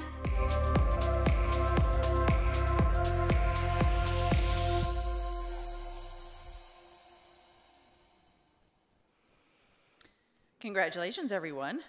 The next announcement that I would like to make is that College Day is going to be very special this year because we are going to have it at PCC. So that is very exciting. Yay! There you go, Susan. We've also provided legislative guides to all of the trustees. I'd like to thank Jeff Wood, our Chief of Staff, for doing an outstanding job on that. I also want to tell you that we are going to have our State of the College speech that will be scheduled in June. I hope you're looking forward to it. It's going to be dramatically different this year. I hope that you will bear with me on it because there's a reason we're doing something different. In the past, we have had a lot of fancy equipment and teleprompters and computers and cameras and fancy lunches, and we're not going to do that this year. You're going to get hopefully the same great message from yours truly, but we're going to do it in a much less expensive way, and there's a reason for that, because we're going to take the money that we would have spent on the fanciness, and we're going to drive it back into something. And let me tell you what we're going to drive it back into. We're going to drive it back into the newly announced President's Task Force for Race and Equity and the opening of the Multicultural Center. So I hope that you bear with me and you won't miss the arugula salad and the iced tea with watery ice in it. That was supposed to be funny, so you can laugh. So also, Governor Newsom was here to visit this week. He held a meeting for mayors on campus, and they were all very impressed. Of course, we used the opportunity to showcase our institution. The team worked through the weekend, and I'd like to acknowledge Jeff Wood, Joshua Castellanos, Marlene Dunn, and the entire facilities team for working through the weekend. We also, as you know, for the first time in the college's history, we're a Bellwether Award finalist. This is the Oscars in the community college business. Out of over 1,000 colleges that were looked at, we were in the top 10. Now, we didn't win, but being in the top 10 out of 1,000 means that our Promise 2.0 program is one of the top 1% of programs in the nation, and for that, I think we can be incredibly proud. Last year we had classified luncheons where we met with many members of our classified staff and got input on how we can make LBCC better. Lest you think we didn't listen, we listened. We took what you said very seriously. There were a lot of wonderful suggestions. You trusted us with your input. You trusted that we would do something with that, and I want to thank you for putting that trust in us. And so what we have done is created a newsletter and an annual report showing everything you asked us for and what we've done to integrate it. So I want you to know that your input is valued and that work actually gets done and that students are succeeding at higher rates because of you and your suggestions. So thank you from the bottom of our hearts. What you do matters. Now, guess where we do it now? We got to have 2 more lunches this year because now we're going to say, now that we've done this, where do we go now? So please join us on March 13th and March at LAC and March 20th at PCC. We are looking forward to hearing more ideas. Our Center for Community Partnerships, we have an information session tomorrow to over 50 community industry partners who are interested in offering internships and or job opportunities and or scholarships to our students. This is something new and outstanding. I want to thank President Zia for this. This is her brainchild. It's wonderful to offer someone a degree. It's even better to offer them a life and an opportunity for prosperity. Our job doesn't end at the graduation stage. We must connect the graduation stage with a high-paying job in Long Beach. So I want to thank her for that. Welcome Week was held the week of February 6th with lots of Ask Me tables and students able to come onto campus and find out more information. We have the Maritime Center of Excellence, which has truly blown up with registrations now being accepted for community members who are interested in global logistics and supply chain industries. These are short-term, fee-based classes that are offered by Workforce Development, Supply Chain, Foundational Logistics, Intermediary Logistics, and Supervisory Goods Management. So if you know anyone who's interested in these high-paying jobs, please connect them with our Workforce Development. Please also, if you know anyone who's interested, you'd like to nominate for our Alumni Hall of Fame, please get those applications in. Now, I'd like to introduce someone who has become very special to us very quickly. Her name is Yvonne Gutierrez Sandoval. She is our new Senior Director of Financial Aid. If you could stand, Yvonne. She's wonderful. She is helping us. She is outstanding. She comes to us from Rio Hondo, which is becoming Long Beach City College North, in our wonderful relationship with them. Yvonne has served as a president-elect, and past president of the California Association of Student Financial Aid Administrators. And she was selected by the DOE to serve on the Negotiated Rulemaking Committee in Washington, D.C. So she's a very big deal, and we are very, very lucky. We welcome you, Yvonne, to Long Beach City College. Now let me share some unfortunate news with you. I will be sending you all some details on this. As you know, this student-centered funding formula came out to happiness and chagrin. And as it turns out, we have found out that the state does not have enough money to fund this student-centered funding formula, which is unfortunately as we suggested. In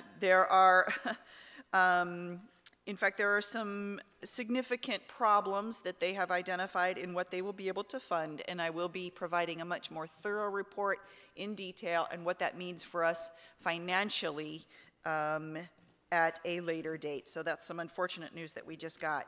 I want to thank Trustee Entuck. He and I and the team had a very productive conversation about a new format for Board of Trustees requests, and we hope that you like it. What we're going to do is bring forward these requests in agenda format, so you'll see them whether they are an action item or a discussion item or information, to allow you a chance to hear how we're doing on the various requests and opine on your opinion along the way, so you have much more involvement in that. So I want to thank him for that. And Madam President, that completes my report. Thank you.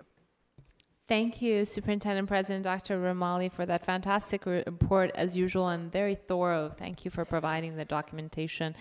Item 2.9, our ASB President report. John Paulo, thank you so much for waiting so patiently. Yeah. The floor is yours. Thank you. Thank you so much, Board of Trustees, Vice Presidents, faculty, staff, and fellow students.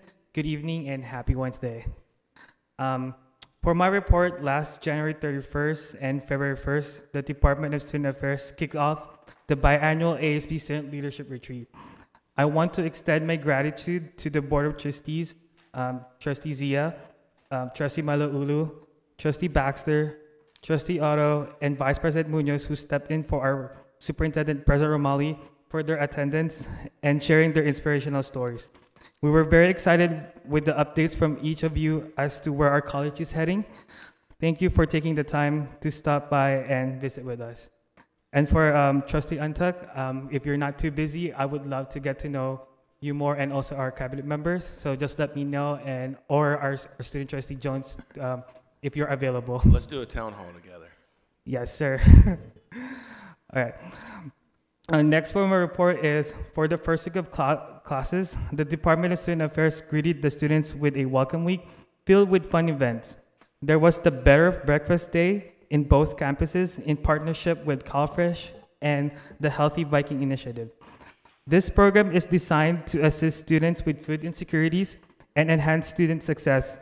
Better Breakfast is catered by our S&B on campus restaurant services and offered once a month at both LAC and PCC. This program is funded through the Hunger-Free Campus Allotment. Additional resources are available at this event. So basically, the Student Health Services and Student Life are addressing food insecurities and enhancing student success through these events. It's really close to my heart because I myself is a food insecure student, and I'm really glad that we're able to do this type of events. And just logistics, in LEC we serve 195 students, and in PCC we serve 147 students. Next on my report, last February 21st, 2019, we opened the Viking Vault at PCC and now has set open hours on Thursdays in the PCC Student Union from 1 to 3 p.m. Students are given 15 points to purchase, with the point system of 1, 2, and 3 point items in the pantry depending on the size of the grocery items. Each student must complete a basic needs assessment with the options of one-on-one private meeting at a later time.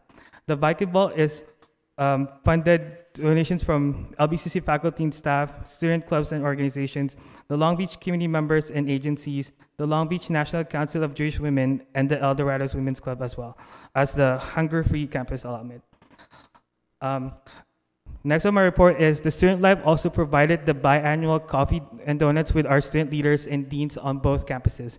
It was a great turnout with students, deans, and staff. We continued with our welcome back barbecue, which we fed over 800 students with free hot dogs, chips, and drinks. And we capped off our week of welcome with Coaches versus Cancer event, and our very successful Join the Club Day held on both campuses. And lastly, on my report, the Viking Activities Council, in celebration of Black History Month, provided the Forgotten Images event, an exhibit that gave authentic and informative journey through the Black history through real artifacts and the arts. They also provide screenings of Moonlight, and we had a visit from the Tuskegee Airmen. Thank you so much. That's the end of my report. Thank you, Paulo. Great report.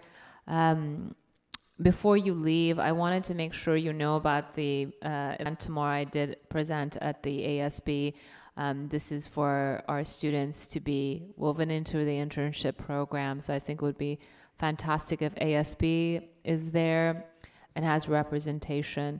Item 2.9 and 2.10, Student Trustee Donnell Jones, your report. Good evening, everyone.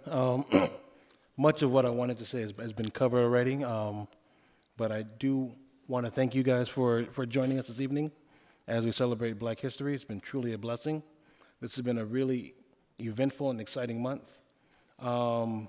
Thursday, February 21st, I had the pleasure of attending the Rise celebration of Black Heritage just across the way at T1200, sponsored by the Umoja and the Student Equity Initiative.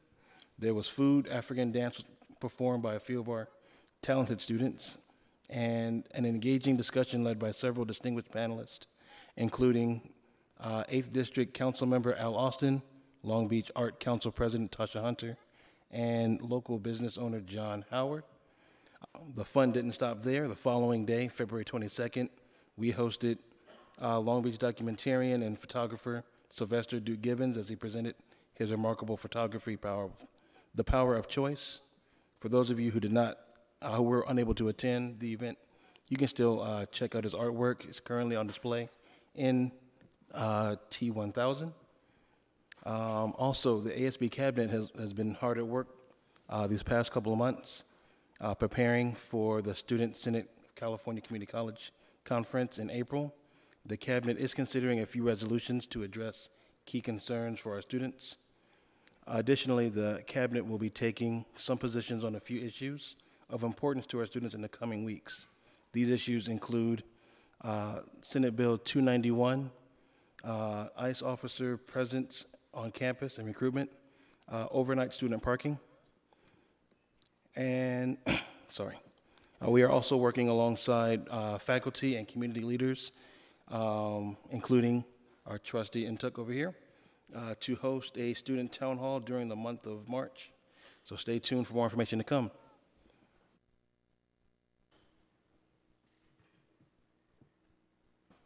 Thank you, Student Trustee Jones.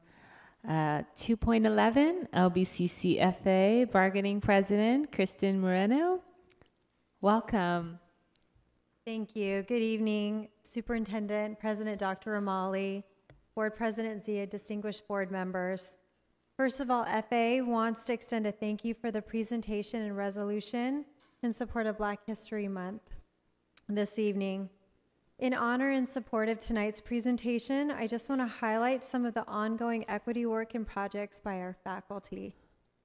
I want to extend a thank you to the faculty on the Catalyst Advisory Committee, those involved in DREAM services, and all the counselors who continue to advocate for our undocumented students via peer support, DREAM Act application assistance, and scholarship resources.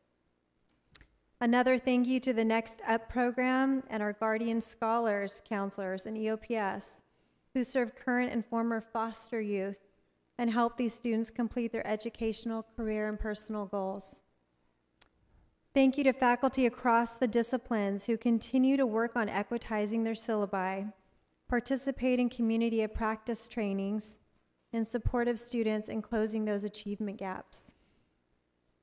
Another thank you to the ESL department, who converted a large number of academic support classes and all of vocational ESL classes to non-credit. Since many of these students are awaiting a change in legal residency, faculty are supporting their academic progress while they wait. Math and engineering faculty want to thank the foundation for a grant that provided them with textbooks to put on reserve in the Math Success Center to help our engineering students who can't afford textbooks. Lastly, I want to extend a thank you to our own FA Executive Board and FA Equity Chair for its collaboration with the Diversity Committee and the Classified Union on an upcoming gender inclusivity and awareness event this April. This will also include LGBTQ Safe Zone Ally Training. These collaborations are so important. More needs to be done, but these are just a few examples and reminders that faculty are committed to equity and advocacy in the classroom and in collaborative college service on a daily basis. Thank you. Thank you, Kristen. Item 2.12, AFD Bargaining President, Susan Trask, welcome. Thank you. Good evening, Board President Zia. Trustees, President Ramali, Vice Presidents, and community. It was a great presentation tonight on Black History Month. I'm very impressed. I'm also glad that the classified staff numbers are decent, so that's nice to know. I just wanted to say, I've been here 20 years, and it's just really amazing to see how this college has become so inclusive. Mm-hmm. Classified are now on all the committees and have a voice, and we're the frontline people and all these in bringing the students in, and they have something to say, and I really appreciate you making us a part of it. Love this. I was going to do this tonight, and you just jumped ahead of me, but it's all good. And it was so nice to know about College Day at Make sure you PCC. you turn it around so I the know, camera well, captures your yeah. beautiful face and Annie's beautiful And face Annie, but it's just really on the nice cover. that the classified can know that they are being listened to, and I really look forward to the town hall next time. So thank you so much for that. Great photos in the lobby. I guess everybody's on. Okay, and I appreciate also that we're backfilling the positions that were affected by the STIR. Thank you. And trades. We're working really diligently to get everything back and running. It's just exciting, in College Day at PCC really got me excited. Can we just really, make it all about the trades? So that's exciting to me, and we're working with HR for the classified luncheon planning, and that's going to be in May, and I'll give you more details then. Thank you. Have a great evening. Thank you, Susan. And I loved seeing your picture on the cover of that profile. It made me really happy, both you and Annie's picture, and I made a comment about it. Item 2.13, CHI Bargaining President's Report. I don't see the Karen here. Item 2.14, reordering of the agenda. Does anyone want to reorder or make any modifications? Vice President Malauulu? Yes, I would like to make a motion to table 5 items on the agenda in the interest of time. If it is the pleasure of the board and everybody present, if you don't mind, because it's I'm looking at the time, it's already 7:30 and we're on item 2.14. So it's going to be a long night. These items are not pressing, there is no urgency to them, and hopefully we can table them until next meeting. So I'd like to move that we table item 3.2, 3.3, 7.1, 8.6, and 9.1. Out of respect to Trustee Untuck, since I believe those are items that you're bringing forth, I'd just like to confer with you to make sure that it's okay that we table them until next month's meeting. And if so, you could. I don't agree on tabling them. Okay, we have a motion on the floor. Is there a second? Can you speak to the microphone, Trustee Otto? I believe the numbers were 3.2, 3.3, 7.1, 8.6, 9.1. Item 3.2 is the election update. 3.3 is the state and federal policy advocacy informational item. Item 7.1 is the middle college, I think. Update on middle college. Item 8.6 is update on bus passes, and item 9.1 is the first name policy, preferred first name policy. I'll second it. Okay, we have a motion and a second. I just, so now I want to have a discussion about this. Perhaps I can offer a happy medium in here. I know the staff has provided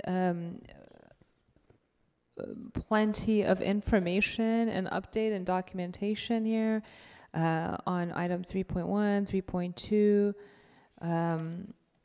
and the rest of the items. It's pretty voluminous, and I'm assuming that the board members have studied it, so perhaps we can just go with efficiency with those and be brief with any questions, because the information is provided in the packet in our docket. Would that be okay with everyone? Maybe we could. I'm sorry, Trustee Otto, I can't hear you. Can you speak to the microphone? Actually,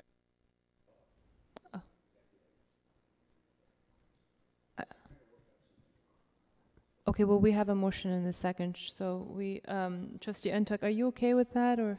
I was trying to look at the numbers and the items. It's 3.2, it is the update on election committee. 3.3 is the legislative update. The 7.1 is the middle college update.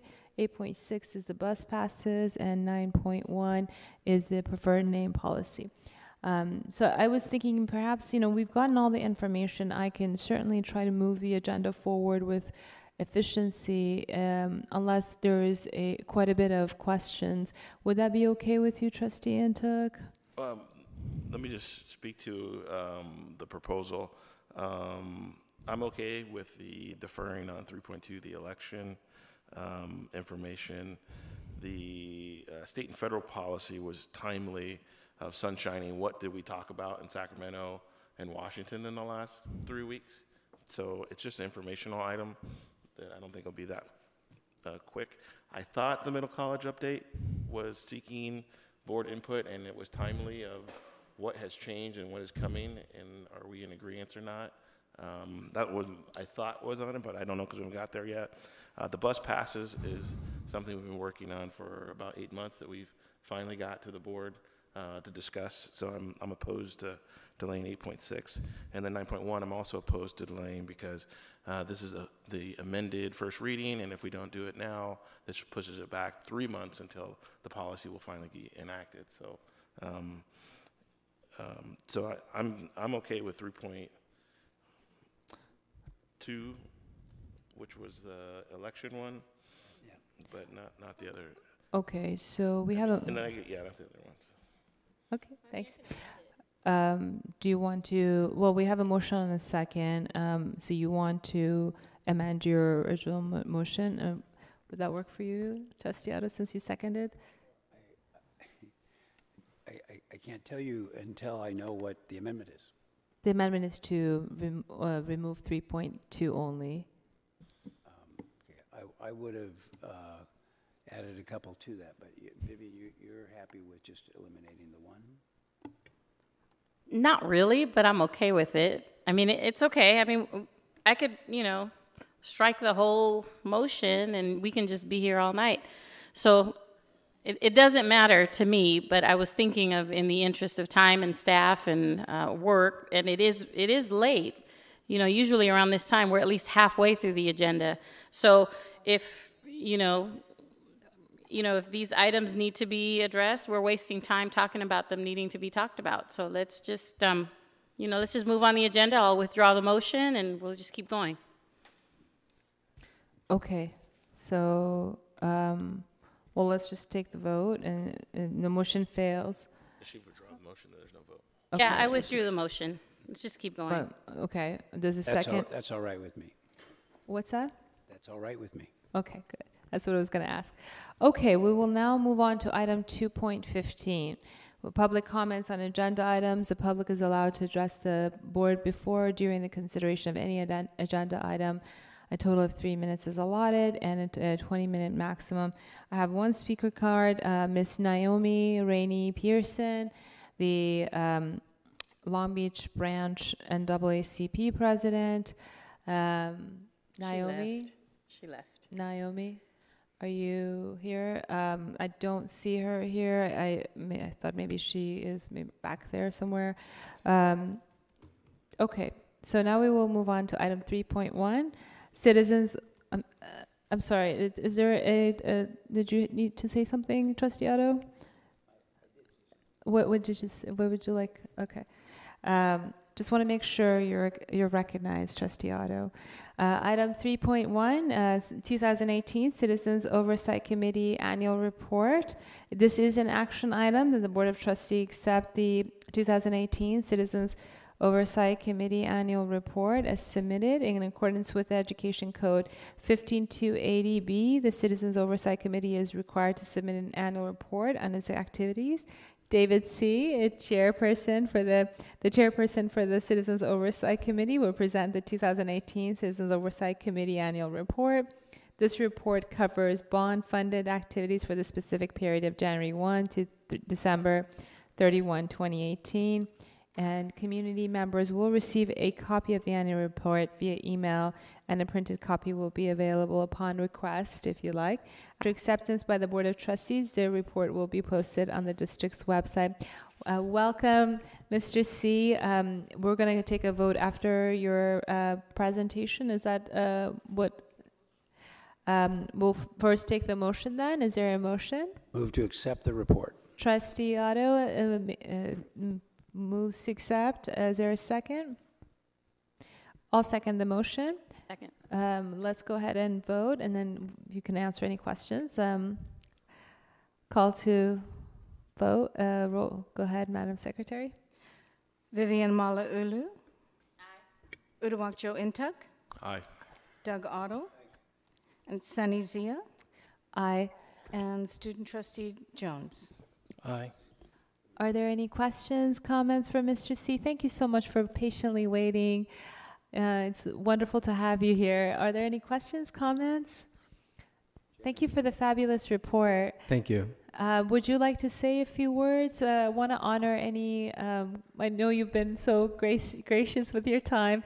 Would you like to add anything? Not much. I really enjoyed the presentation, so I'm glad I waited. And I don't have far to go. I live in the neighborhood right across the street, so I really appreciate just being in front of the board and giving me this chance to speak. And I also would like to thank the staff, the bond and financial management staff. They've been wonderful to work with. I've been on the committee for several years, and I really commend their work. Thank you. Well, thank you so much. It's lovely meeting you. All right, we will now move to item 3.2, LBCCD Governing Board Members Election 2020 update.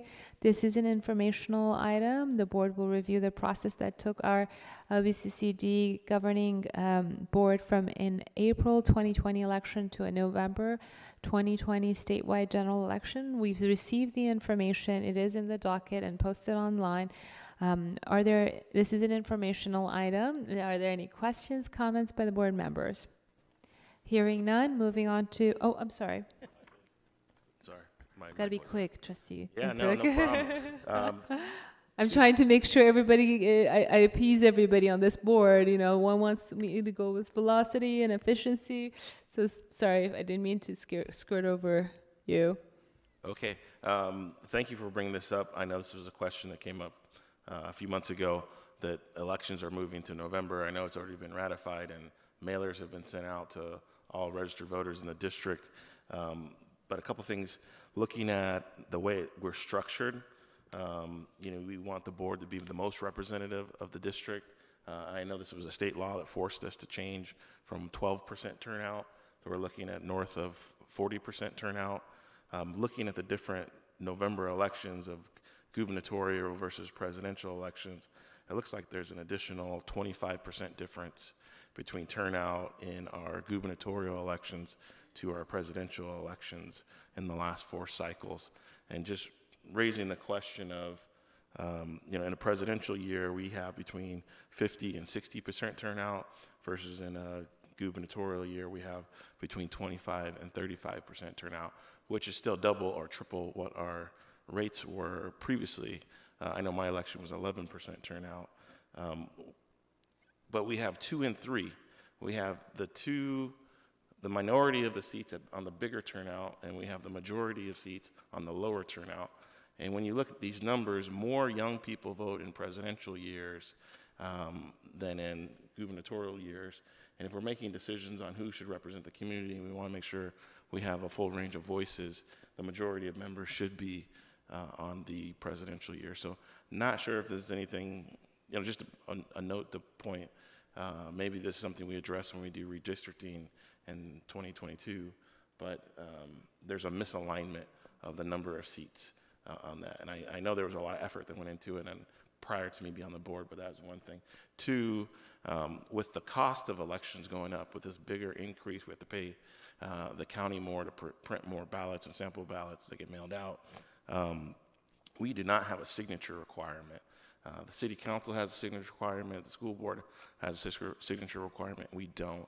And it really is a measure of community support that if you're going to be nominating yourself to run for office, that leaders got to have followers, and we don't have that requirement. And LA Community College, they currently have 500 signatures as a requirement. And something that I think we should explore, and I did talk to LA County Registrar's Recorder's Office, is to create such a signature requirement of any amount. We have to do a state legislative bill.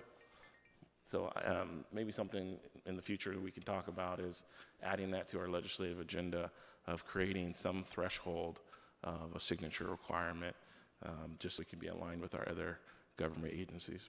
That's all I had. Thank you, Trustee Ntuk. Those were very insightful comments. I appreciate you making them.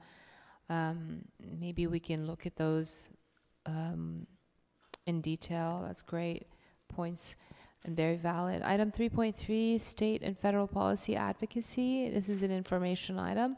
The board will share information regarding the state and federal policy priorities. I believe this was on, we have the information. If I could ask the board members who were present at these conferences and would like to share, to be concise as possible and give the seminal details to the extent you can. I also wanted to thank you for giving this comprehensive report, and I think we should make a practice of this for all trustees going forward. And I thank you, Trustee Ntuk, for bringing this to the board as an agenda item, and Superintendent President Dr. Romali executing it. Now, Trustee Ntuk, did you want to give a report on this or provide Thank the you, narrative? President Zia, for adding to the board, and thank you, Dr. Romali. I thought it was really important for transparency, for people to see what we were talking about in our recent trips to Sacramento and DC. The summary is there, but basically at the state level, we were supporting the COLA increase, talking about the college promise for 2 years, and then also protecting our financial aid and expanding it, especially for basic needs at the state level. At the national level, we were talking about expanding Pell Grants, that it can cover more than just tuition, but also housing and basic needs, but also eliminating the drug conviction restriction that was added in 2004. If you have a prior conviction, then you're ineligible for Pell Grant and financial aid. And so we're asking, it's called a Second Chance Pell Grant Amendment. Only other thing on the federal request, we were in DC asking for the Federal Maritime Center to be designated from the federal government and to have a federal appropriation of $30 million that would help not just us, but community colleges around the country establish partnerships with each state has a federal maritime academy. Ours is in the Bay Area. There's one in Galveston, but allows community colleges to have a direct transfer partnership, especially with our ports and part of our Maritime Center of Excellence. Congresswoman Barragan was very supportive when we met with her, but we talked to all of our federal representatives about that. Thank you. Thank you so much. And I just want to mention, thank you for representing us. I had a work commitment that you were kind of on your own, and I believe you did a fantastic job with our team there, but no other trustee was there. But I really thank you for representing the board. And if there's anything else, I don't want to make abridge your presentation. If there's anything else you want to highlight, we have time. No, I'll say more during the trustee update later, but I just wanted to request that we put the documents online so everyone can look and see what exactly were we talking about when that we were is fantastic. It's something that I've asked for a long time, but it was a different era. But now, you know, with your partnership, I see it's fantastic. I think it's great. Vice President Malauulu, did you have any questions, comments? Yes, I would just like to comment briefly. I attended the State Legislative Summit in January, and it was great and productive, and I do believe that we were able to make connections with some of our legislators that perhaps we would not have been able to connect with here at home because of time and logistics, but being able to be in one place with all of them and having our Sacramento lobbyists organize and coordinate the meetings. It was, you know, back to back, and I felt that we were in good hands and it was really well done. But the real purpose of me making a comment right now is to commend our Chief of Staff, Jeff Wood, for this outstanding folder. And I don't know if there's anybody else that I should thank, but if, you know, there's somebody else on staff Jeff, this is outstanding, and you actually did something that I've been wanting to do myself for a long time and just never got around to doing it because the amount of time that is required to gather. He's got all these tabs, and he's got all of the legislators that represent our district, the cities that we represent, demographics for each city in our district, the schools. And this is something, I mean, when I opened it, I said, it's like, you know, I wish I'd had the time to do this 3 or 4 years ago, but I never have. So this is very valuable, and I look forward to updates and having it grow even more. Thank you. And if there's anybody else that worked with you, I'm sorry I'm not aware of it, but please extend my gratitude and appreciation to them as well. Maybe Josh next to you? No? Thank you. And I'm sure that you worked under the direction of Superintendent President Romali, so, you know, start from the top. Thank you. This is very good. Thank you. Thank you, Vice President Malauulu. We are now moving on to consent agenda. I think this deserves a round of applause. You can silently applaud. I'd like to ask for a motion to move the consent agenda in totally. Looks like, what items would you like to pull? I'd like to pull, let me see. I'm sorry, everybody. I would like to pull a couple of items on the consent agenda. Actually, there are several, but I'm going to stick to just one. Okay, maybe not. So I'm just for the purpose of conversation, a brief conversation, I'd like to pull item 4.12 and 4.14. And let me just make sure that that was it because I highlighted them. Yes, that's it. Just those two for a brief question and discussion. Okay, so do I have a motion to approve the consent agenda except item 4.12 and 4.14? So moved. Is there a second? Yeah. Second, Trustee Intuk. Secretary Han, are you ready for us? I know we're all over the place a little bit with our movements tonight. Motion. The motion was To approve the consent agenda with all items except item 4.12 and 4.14. pulling the two items out, so I'm starting with 4.12. Who made the motion? Trustee Otto made the motion and Trustee Intuk seconded to approve the consent agenda minus those two items. Oh, you're just approving that item, sorry. Hold on. I'm back at the item itself. Okay. Can you call for the vote, please? I'm going to take it manually here because I have to pull the items out.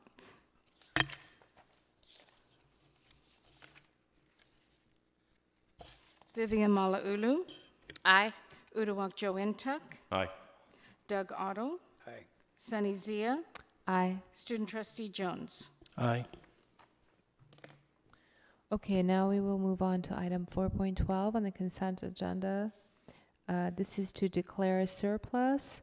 The Board of Trustees declare as surplus and approves the Vice President, Business Services, or a designee to dispose of property as submitted. The Facilities Department has evaluated the district's fleet and declared that the vehicle listed below has exceeded its useful life, is no longer suitable for the district's use, and has been replaced with a new vehicle.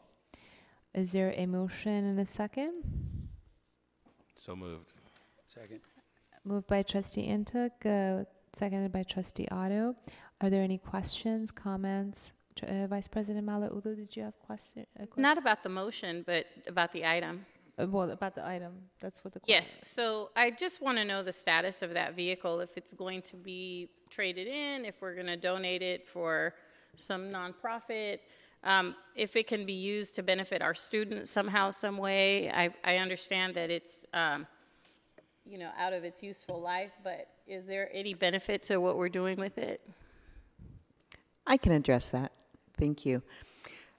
once we determine that the item has no more purpose for the college, we can dispose of it in either of those ways you mentioned. We determined that it was not useful for our educational program due to the age of the vehicle and the change in technology that makes it not relevant for our current program. I would have to get back to you on the method of disposal. I am unsure if we're going to auction or donate it. For a vehicle of this age, it is typical that we attempt to auction first, and then if there are no takers, to then donate.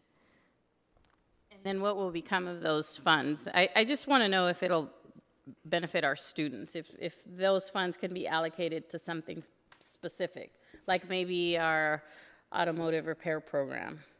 Those funds are returned to the fund that it was originally purchased from. That's important because federal law would require that if it were purchased with federal funds, that the funds return to that federal program. In this case, the vehicles purchased from the general fund, so it'll return back to the general fund, just as general unrestricted funds. Thank you. Item 4.14. Contract awards. This is an action item that the Board of Trustees authorize the Vice President of Business Services or designee to enter into and execute the contract awards as submitted. Excuse me, Trustee Zia. I apologize. I didn't call for the vote, did I? No. Let's go back to item 4.12. Go ahead, Madam Secretary. Vivian Malauulu. Aye. Uduak Joe Intug. Aye. Doug Otto. Aye. Sunny Zia. Aye. Student Trustee Jones. Aye. Okay, we will now move on to item 4.14, and that is the Board of Trustees authorize the Vice President of Business Services or designee to enter into and execute the contract awards as submitted. The contracts are outlined below. Is there a motion and a second? So moved. Moved by Trustee Intuk. Is there a second? Second. Seconded by Trustee Otto. Vice President Malauulu, did you have any questions and comments on these? Yes, my question came with contract number 99765.4 with Los Angeles Chamber of Commerce. I would just like to know the nature of that contract. And also, for future reports, I know that the administrative staff has done an outstanding job in including more information in the reports that we get. Particularly when it comes to budget items, that has really come a long way in the last couple of years, making these, especially the consent items, more transparent and more detailed. But is it possible moving forward that we have the contract awards actually maybe have a sentence on there to say what each particular contract is for? I know some of them are partnerships with other educators and student-related. Some are faculty, professional development. But if we can have a line item included on each report to reflect that? Certainly. And forgive me, Trustee Malauulu, for my confusing presentation, that we could have presented this in a more clear manner because, in fact, the first 7 items are all for the same purpose, and so you won't find the paragraph that describes those until you get past contract 99765.8. So the paragraph that begins background for the 7 contracts set forth above refers back to those previous 7 items. Each of these items is a subrecipient for our Small Business Development Center. We host the SBDC for this region, and these are all subcontracts for those specific subregions to provide the services. But I will definitely revisit the presentation of this. We several times will have items where we have contracts with subrecipients that then are followed by a summary of all those, and I think we can work on that presentation for you. Okay, thank you. Just one sentence, like you have here, only maybe, you know, like you said, you know, kind of organize it a little more so it could be a little more reader-friendly or visually easier to follow. But particularly the LA Chamber of Commerce, that one also goes with the SBDC? Absolutely, they are one of our subrecipients. Okay, got it. Thank you very much. Thank you. Trustee Intug, I think you yeah, I have a question for Vice President Drinkwine. Where on the internet can I find these contract numbers to match a contract document? Thank you. That's an excellent question. The contracts are not actually finalized until you approve them, in that there are specific clauses that continue to be renegotiated after your approval. So for instance, what you're approving is the basic business relationship, but many times we have to negotiate the inclusion of indemnity clauses, in insurance clauses, in the requirements if we have an on-campus consultant, what kind of, if there's a background check, if they're dealing with different student populations. And so while you're approving that basic core business agreement, the contract goes through a little bit more refinement. We can certainly share with you what our standard contract looks like, but there's oftentimes considerable negotiation. Another good example is occasionally a vendor will have their own contract that's presented to us, and we typically would not accept that. We have to put it into our format that contains all of our legal requirements. So it is the process that it comes to you for approval and then continues on for considerable refinement. So when do we actually see the contract document? We see the contract document. I guess I should say we as the board. It depends. And I know that's always not a satisfiable answer, but it depends on the length of those negotiations. As soon as it is signed by their party, we require that they sign it first, then it comes to us, and then as soon as I'm able to execute it, we can then share those with you, and we can certainly work on a strategy to share those with you as soon as they are executed. That's great. Beyond the employment contracts, I've never seen a regular contract attached or a finalized contract to the board, but I know I've looked at other boards and they have finalized signed contracts on their documents, even if it's in consent calendar, displaying what the language and what the agreements and what the terms are. And it's difficult. I mean, we're giving authorization here, but we don't actually see what we're authorizing. It appears problematic to me. Well, I think that's a great point. And, if it's the desire of the board as a whole, we can certainly adopt that. I think it'll add transparency, but maybe staff can evaluate what other boards have and make sunshine it when the contract is negotiated. I'd like to call for the vote, but before I do, I'd like to give a reminder to board members, something that was adopted quite a while ago, and it was an advice that Trustee Otto had given me that, hey, if you have any questions, out of fairness to staff, we should provide those questions ahead of time and then get them answered so that it will minimize both the time impact on the board members and then also make it go a little bit more seamless. I do think these are very great questions, and I certainly don't mean to minimize and trivialize anyone's questions. I think they're fantastic, and I share the perspective. I just want to carry that message that we do have that board protocol, communications protocol. And I ask that I invite all my board members to consider that going forward. Madam Secretary, can you call for the vote? Vivian Malauulu? Aye. Uduak Joe Intug? No. Doug Otto? Aye. Sunny Zia? Aye. Student Trustee Jones? Okay, we will now move on to item 5.1, employment contract with Marlene Drinkwine, Vice President, Business Services. The recommended action is that the Board of Trustees approve the employment contract for Marlene Drinkwine, Vice President, Business Services is submitted. The employment contract provides for a term of employment from February 28, 2019 to June 30, 2021. The contract provides for annual compensation of $222,480 along with health and welfare benefits and life insurance. Do I have a motion? I'll move. Second. Moved by Trustee Otto, seconded by Trustee Intug. I'd like to say that I personally am so incredibly impressed, Marlene, with your professionalism and your conduct and your deference to your colleagues and your appreciation for just the institution and protocol, and then also making sure that you really try to be a servant leader. And I've seen that firsthand, and I honor you for that. I think it's fantastic. It's definitely a change.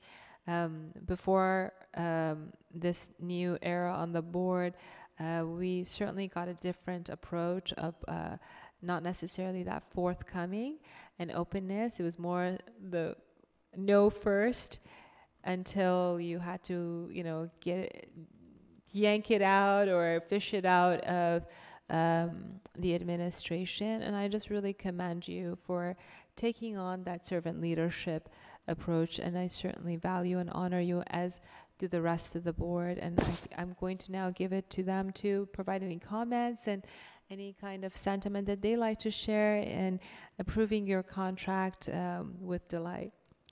Anyone else would like to add anything? Congratulations. So much. Thank you so much for the service you provide to this institution, Marlene. You're incredible. With that, let's call for the vote. Vivian Malauulu. Aye. Uduak Joe Intek. Aye. Doug Otto. Aye. Sunny Zia. Aye. Congratulations, Marlene. Well deserved. Thank you so Item much. 5.2. Would you like to say a few words before I move on to 5.2, or? I would truly love to express my appreciation to the board for your support, and particularly to Dr. Ramali for her continued support and leadership. Thank you. See, this is what I mean. This is the kind of leader she is. And, I know the faculty and staff also love you, and your supervisors and your colleagues. Marlene. 5.2, revise LBCCE AFT 2018-2019 classified salary schedule range 1. The recommended action is that the Board of Trustees approves the revised LBCCE AFT 2018-2019 classified salary schedule range 1 as submitted. Effective January 1, 2019, the minimum wage in California increased to $12 per hour. Therefore, the revision to the LBCCE AFT 2018-19 classified salary schedule for range 1 reflects the necessary changes to be in compliance with the new minimum wage law beginning January 1, 2019. The information is provided before us. Is there a motion? So moved. Moved by Trustee Intuk, seconded by Trustee Otto. Are there any questions, comments? I had a question. Trustee Intuk? I know this is driven by the minimum wage increase, and the state is eventually going to $15 an hour. Do we know what year that we ultimately hit $15 an hour, and how many more increases we'll have to do like this? Is it 2021? I don't remember. I want to say it's another 2 years down the road, but I can get back to you on that. Okay. I'm looking at Carolyn and Kristen. I see them furiously on their phone trying to get the answer. I see hand gestures in the back. You certainly, 2021. Thank you. What was the gentleman's name in the back? Moises Gutierrez. Moises, you're a keeper. Okay, I'm getting to Sunday now. Did we take a vote? Not yet. Oh, are you finished with the question? Okay.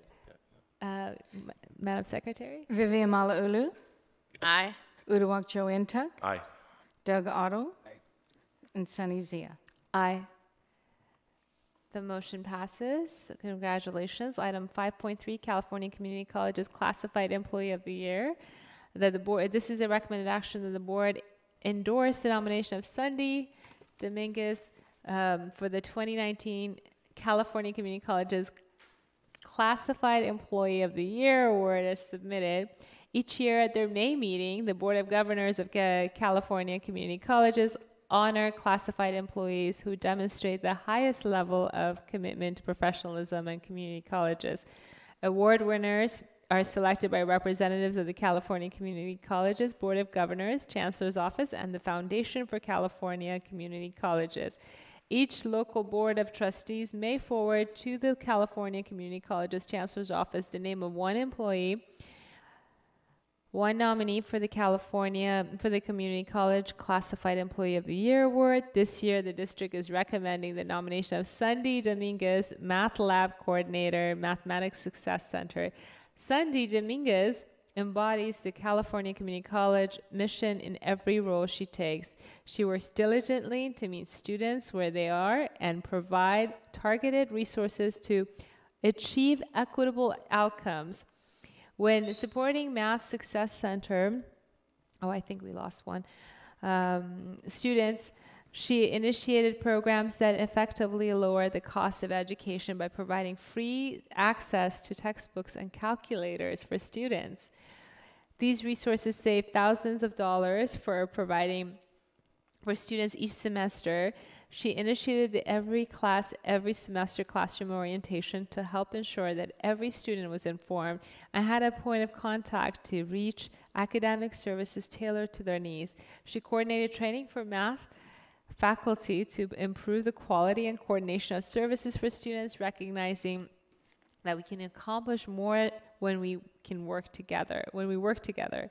She's a big proponent for empowering young minds and actively participates in campus tours for LBUSD partners and early bird events, where her experience as a middle school and high school teacher helps engage future students.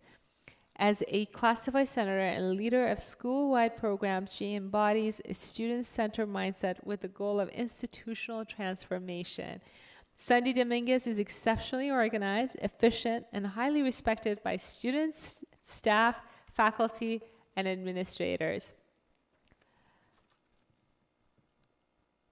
In addition to her outstanding contributions as a professional at LBCC since 2010, it is worth mentioning that Sunday Dominguez is a product of the California Community College system. Having earned an associate degree in liberal studies, from LBCC after graduating from Long Beach Poly High School, go Jackrabbits, Sunday continued her academic journey and learned a Bachelor's of Art degree in liberal studies with an emphasis in mathematics from Cal State University of Long Beach. While attending Cal State University of Long Beach, she also earned 2 teaching credentials, a multiple subject teaching credential for K through 8 and a single subject teaching credential in mathematics. She represents the value of hard work, education, and community leadership. Now, Sunday, I want to apologize to you that, one, you've had to wait this long for this wonderful item that we've been all waiting for, and 2, for my abbreviation of your beautiful work here. So I hope you forgive me that I didn't read the full extensive narrative that really does your service justice, and I hope folks can read on their own time and more importantly get to know you personally, and I hope you actually win, because we will support you. With that, I'd like to ask for a motion in a second. Moved by Vice President Malauulu, seconded by Trustee Intug. Are there any questions, comments? I hear none. Can we call for the vote? Vivian Malauulu. Aye. Uduak Joe Intug. Aye. Doug Otto. Aye. Sunny Zia. Aye. Student Trustee Jones. Aye. Now we will go ahead and take a picture with Sunday. If I can ask the Board of Trustees to go.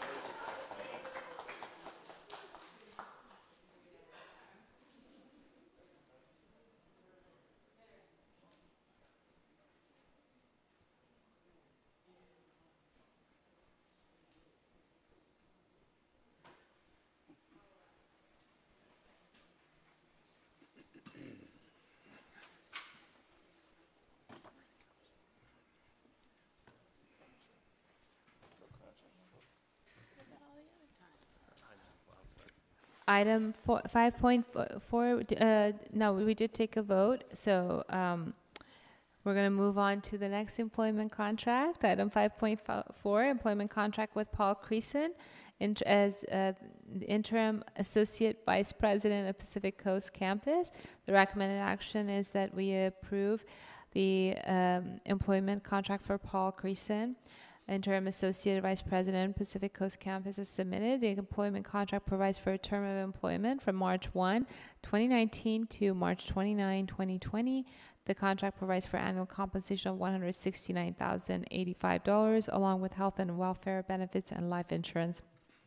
Do I have a motion? So moved.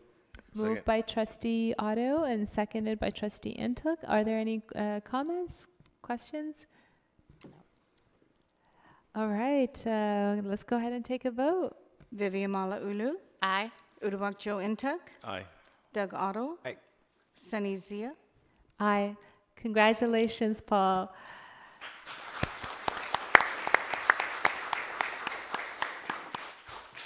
We will now move on to item 6.1, new and modified courses. The recommended action is that the Board of Trustees approve the new and modified courses effective fall 2019 as submitted.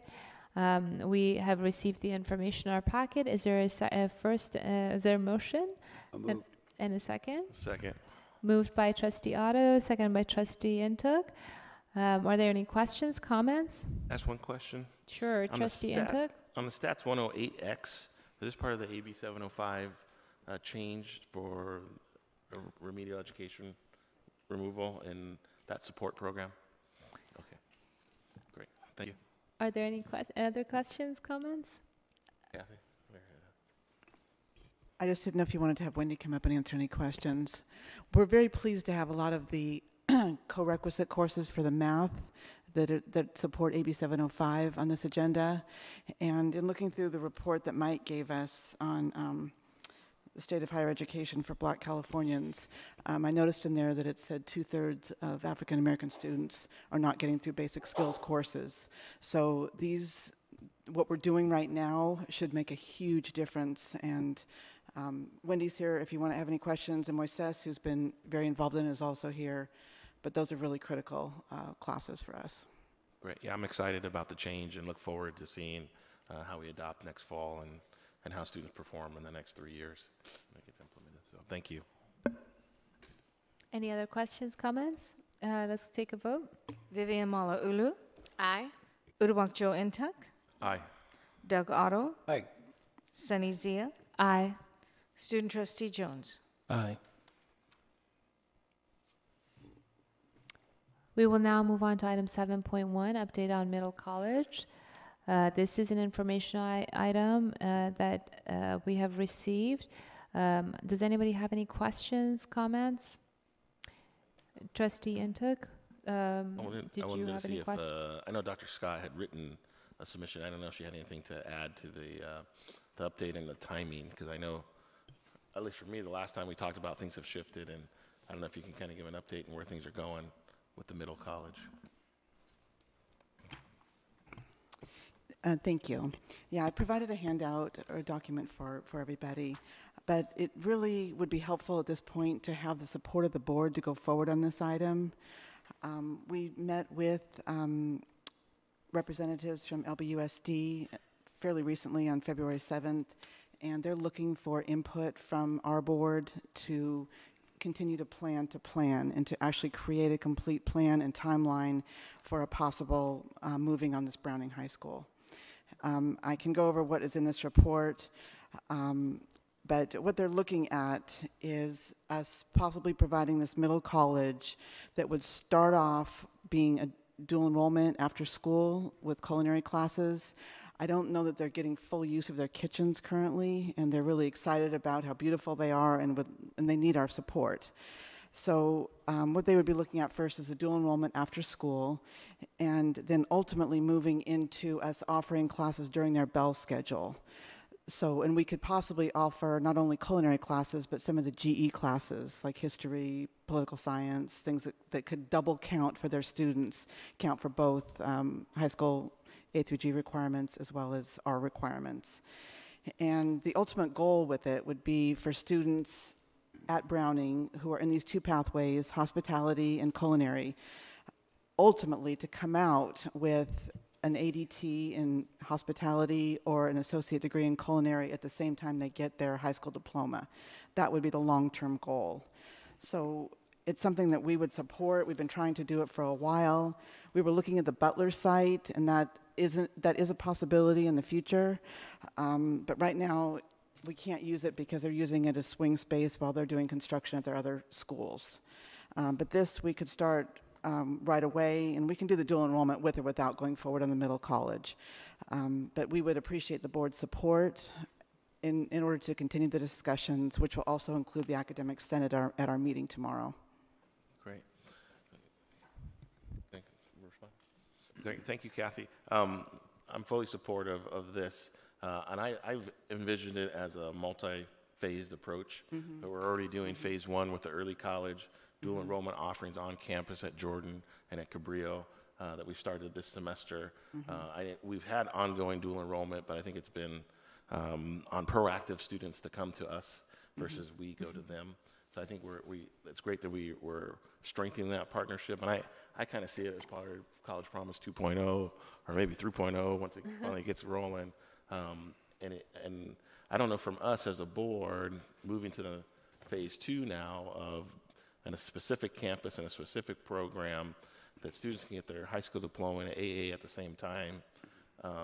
You know, if Browning is a place to start that next phase, I think that's a great step. I see a phase three and phase four. I'd love to see the joint campus of the PCC campus and the Butler become a joint dual enrollment, full high school and community college, particularly focus on the trades programs that at 18 you get your trades AA program and go right into an apprenticeship, or go on and be an electrical engineer or a different direction. Phase four, just my vision, I haven't got the school district to agree, but love to see in North Long Beach we have the Baby Jordan campus, which is fairly new in the last 10 years. Could be another joint facility that's strategically located in an area that we could get more students in 905 and even from Compton and surrounding, that and an attractive. And we have the pathways in North Long Beach already, starting in middle school. At the Lindbergh is STEM Academy. We have another STEM Academy middle school that feeds into Jordan, but we don't have that middle college. And I know we're doing the feasibility study of another institution, but it seems like that Baby Jordan location is a phase four. Maybe that's 10 years down the road, or maybe it's 5 years down the road. But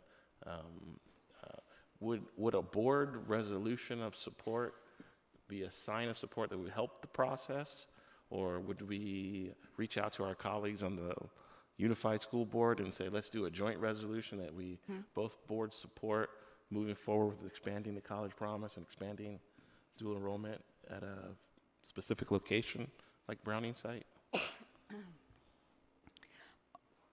Is that what you're envisioning? Well, this was LBUSD's idea. And so we want to be supportive of them, and I don't know how they would feel about that. I would have to defer to President Romali. I think that's interesting. We would certainly be willing to ask them. Yeah. I think taking them up on the offer and being supportive, and let's start the wedding bells and get rolling. Thank you, Trustee Antug. Are there any other trustees? Trustee Otto? Yeah. I'm interested in this, and particularly the word that, or the words that interested me in this report were that Long Beach Unified is interested in offering introduction to hospitality. For the last at least 4 years, I have been trying to get this idea of hospitality training in my district and to Avalon, because what's happening in Avalon is that everybody's in the hospitality industry, but they just hit a ceiling for making beds and doing things like that, and so there's no place for them to go. And if we were able to give that kind of as a distance learning idea or something else, it raises the possibility that you've seen some information about us going over there and the counselors saying what a great job we're doing. But I'm thinking of coursework, and hospitality is the industry on Catalina Island. And so the fact that Long Beach Unified is interested in this, I've actually talked to Chris Steinhauser about this, and even after the recent trip we took over there, and so I welcome this. Any other comments, questions? We will now move on to item 8.1, a resolution for non-resident tuition fees for 2019-20. The recommended action is that the Board of Trustees adopt resolution number 022719B, authorizing the non-resident tuition fees for 2019-20, beginning with the fall 2019 semester as submitted. Is there a motion? So moved. Motion made by Trustee Otto. Is there a second? Second. Seconded by Trustee Intuk. Are there any questions, comments? This was a newsworthy item this week. Can we get any more Trustee background? Intuk. Oops, sorry. Oh, no, it's okay. Can we get some more background on why the capital outlay fee is increasing for non-residents and international students? If I could address that. This process is an annual process required by the Chancellor's Office to specifically set the fees for non-resident students' tuition fees. It is specific to them. Our other fees have to comply with other areas. In this fee, it does allow us to set a capital outlay fee on top of the regular fee, and you'll note that we've tried to reach a balance between the amount we charge and our ability to remain competitive. So although our calculated costs are greater than the statewide average, we're sticking with the statewide average. Our calculated capital outlay costs are $43, and we're sticking with $20. And so in that way, we can remain competitive. But it is an entirely separate process than resident fees. Thank you, Marlene. Are there any other questions? Just one follow-up. So this is sure. a mandatory fee from the Chancellor's Office. Is that correct? It is mandatory to charge a non-resident tuition fee. We have a small amount of latitude to choose what that range is, but it is only a very small amount of latitude, and it is statutorily required. And then last question on international and non-residents, do they typically pay the full cost without financial aid, or do we know how many are financial aid impacted? It would depend entirely on the student and their eligibility for financial aid. A non-resident could be an out-of-state student, not necessarily an international student. So I could come back to you with more information regarding their access to financial aid. Okay, thanks. Are there any other questions, comments? Call for the vote. Vivian Malauulu. Aye. Uduak Joe Intuk. Aye. Doug Otto. Aye. Sunny Zia. Aye. Student Trustee Jones. Aye. Item 8.2, this is the recommended action is that the board approve the 2018-2019 second quarterly financial status report for the Long Beach Community College District and authorize transmittal of the report to the California Community College's Chancellor's Office as submitted. Title 5, Section 58.310 requires that California Community College districts report quarterly on their financial condition. The attached CCFS 311 quarterly satisfies this requirement and reflects the projected revenues and expenditures through June 30th, 2019, as well as actual activity covering July 1, 2018 through December 31, 2018. This is an action. May I have a motion? So moved. Moved by Trustee Otto. Is there a second? Seconded by I saw you going for it. I think the gentleman on my right are quick. Seconded by Trustee Otto. Intuk. Let's go ahead and call for the vote. I'm sorry. Are there any questions, comments?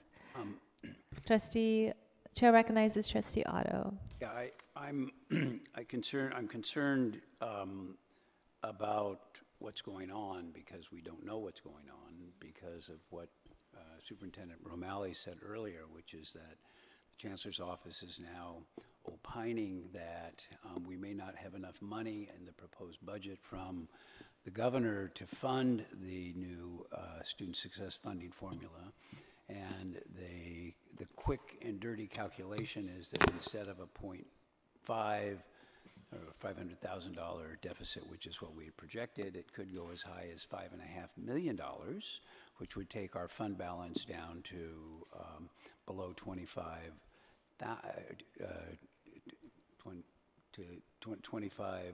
million. Excuse me. Thank you. And in the small print on the next to last page, it talks about the future and what happens if it mentions that we expect a recession at some point, and there's a cliff here, and so we have to watch this very carefully. And I know we are, yet we don't know what the answers are. We are in a hold harmless period, which gives us grace for a period of time, but that ends after 3 years unless the funding formula goes away or we get a new funding formula or whatever happens. So I think we are in a perilous financial position, and we need to do everything we can to make sure that we don't inadvertently go off that cliff. So Thank you, Trustee Otto. Call for the vote. Vivian Malauulu. Aye. Uduak-Joe Ntuk. Aye. Delgado. Aye. Sunny Zia. Aye. Student Trustee Jones. Motion passes. 8.3, 2018-2019 mid-year budget performance report.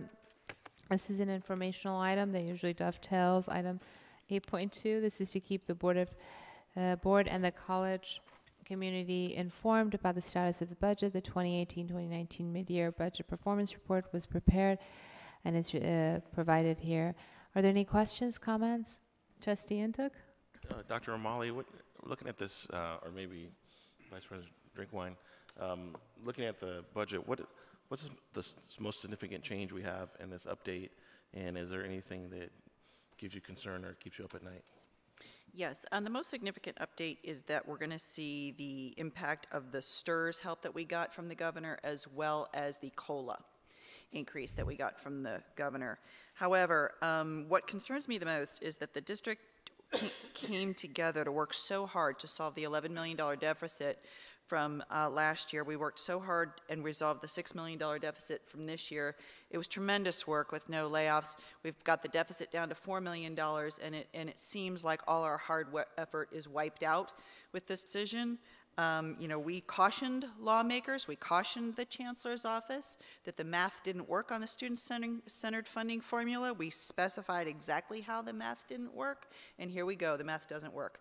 So I'm concerned that at the last hour after we've cut $17 million, we're now hearing, oh, by the way, you got to cut another $5 million, and in a $6 billion surplus, all of a sudden we're deficited 5%. I find that interesting math. Now, I'm not great at math, but I don't think you need an A in math to understand that that is problematic. So that concerns me. It makes me nervous. We have an opportunity to speak with our lawmakers. We're going to have upcoming opportunities next month that we're trying to finalize some information on, and we're going to get you to. It's going to be very important that we do exactly what Trustee Ntuk did with us tonight and get those talking points firm. I would encourage all lawmakers, all people who govern institutions, whether it be the state chancellor's office, whether it be us, whether it be me, anybody, understand the consequences of your decision before you pass it. We cautioned them over and over, and we told them what the consequences would be, and here they are. So that's honestly what I'm concerned about, but I really think you made a great suggestion earlier when you said we want to sunshine these types of things. We're going to have some very strong advocacy on this, because what they are proposing in terms of how they're structuring is telling us that we should increase our performance, telling us how they were going to fund it, and now once we've made all the changes needed to then do that, oh, by the way, we don't have the money to give you. I find that ethically interesting. Second of all, that's not going to stop me from doing my job. The state the state might tell me that they're only going to pay me now, they only have money to pay me for 10% of an increase. That is not going to stop me from bringing a 10, 20, 30, 40% increase, because that's what is our ethical imperative. Just because they're not going to fund it doesn't mean I'm going to stop doing the right things by students. So that's kind of where my concern is. Trustee Otto was right. We are going to have to, unfortunately, keep our eye on the dime on this one. And it does go to show we do need to keep that fund balance strong, because these surprise will happen to us. I'm sorry to be so passionate, but we were very vocal about this, and what we said has now come to fruition. It's very disconcerting. Thank you. Is there any other questions, comments on this item? Hearing none, we will now move on to item 8.4, Supplemental Environmental Impact Report.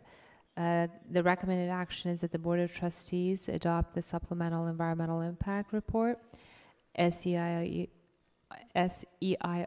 to the previously adopted 2041 Liberal Arts Campus LIC Master Plan, the findings of fact and statement of overriding considerations as submitted. Do I have a motion? May I have a motion? Moved by Trustee Ntuk, seconded by Vice President Malauulu. Are there any questions, comments? Hearing none. Can I ask one? Oh, sure. Was there anything, I mean, so these are our environmental impact reports required by the California Environmental Quality Act for our facilities master plans. Did we find anything that stood out or unsuspected, or was it just traffic as our mitigation?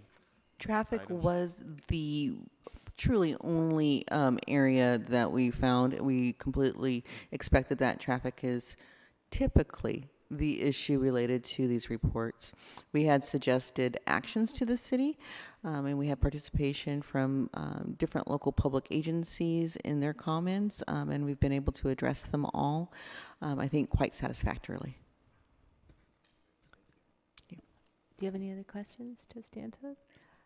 Trustee Otto? Yeah, I would just like to confess that I did not read the first attachment with appendices to this, because it was over 1,000 pages long. And I read 980 pages, but I didn't read the rest of it. So anyway, it's important that we do this, but we've had these discussions before, that keeping up with the regulations and the changing environment of those regulations is almost a full-time job. And so I think of our vice president who governs this area, and think that she must never get home trying to do this.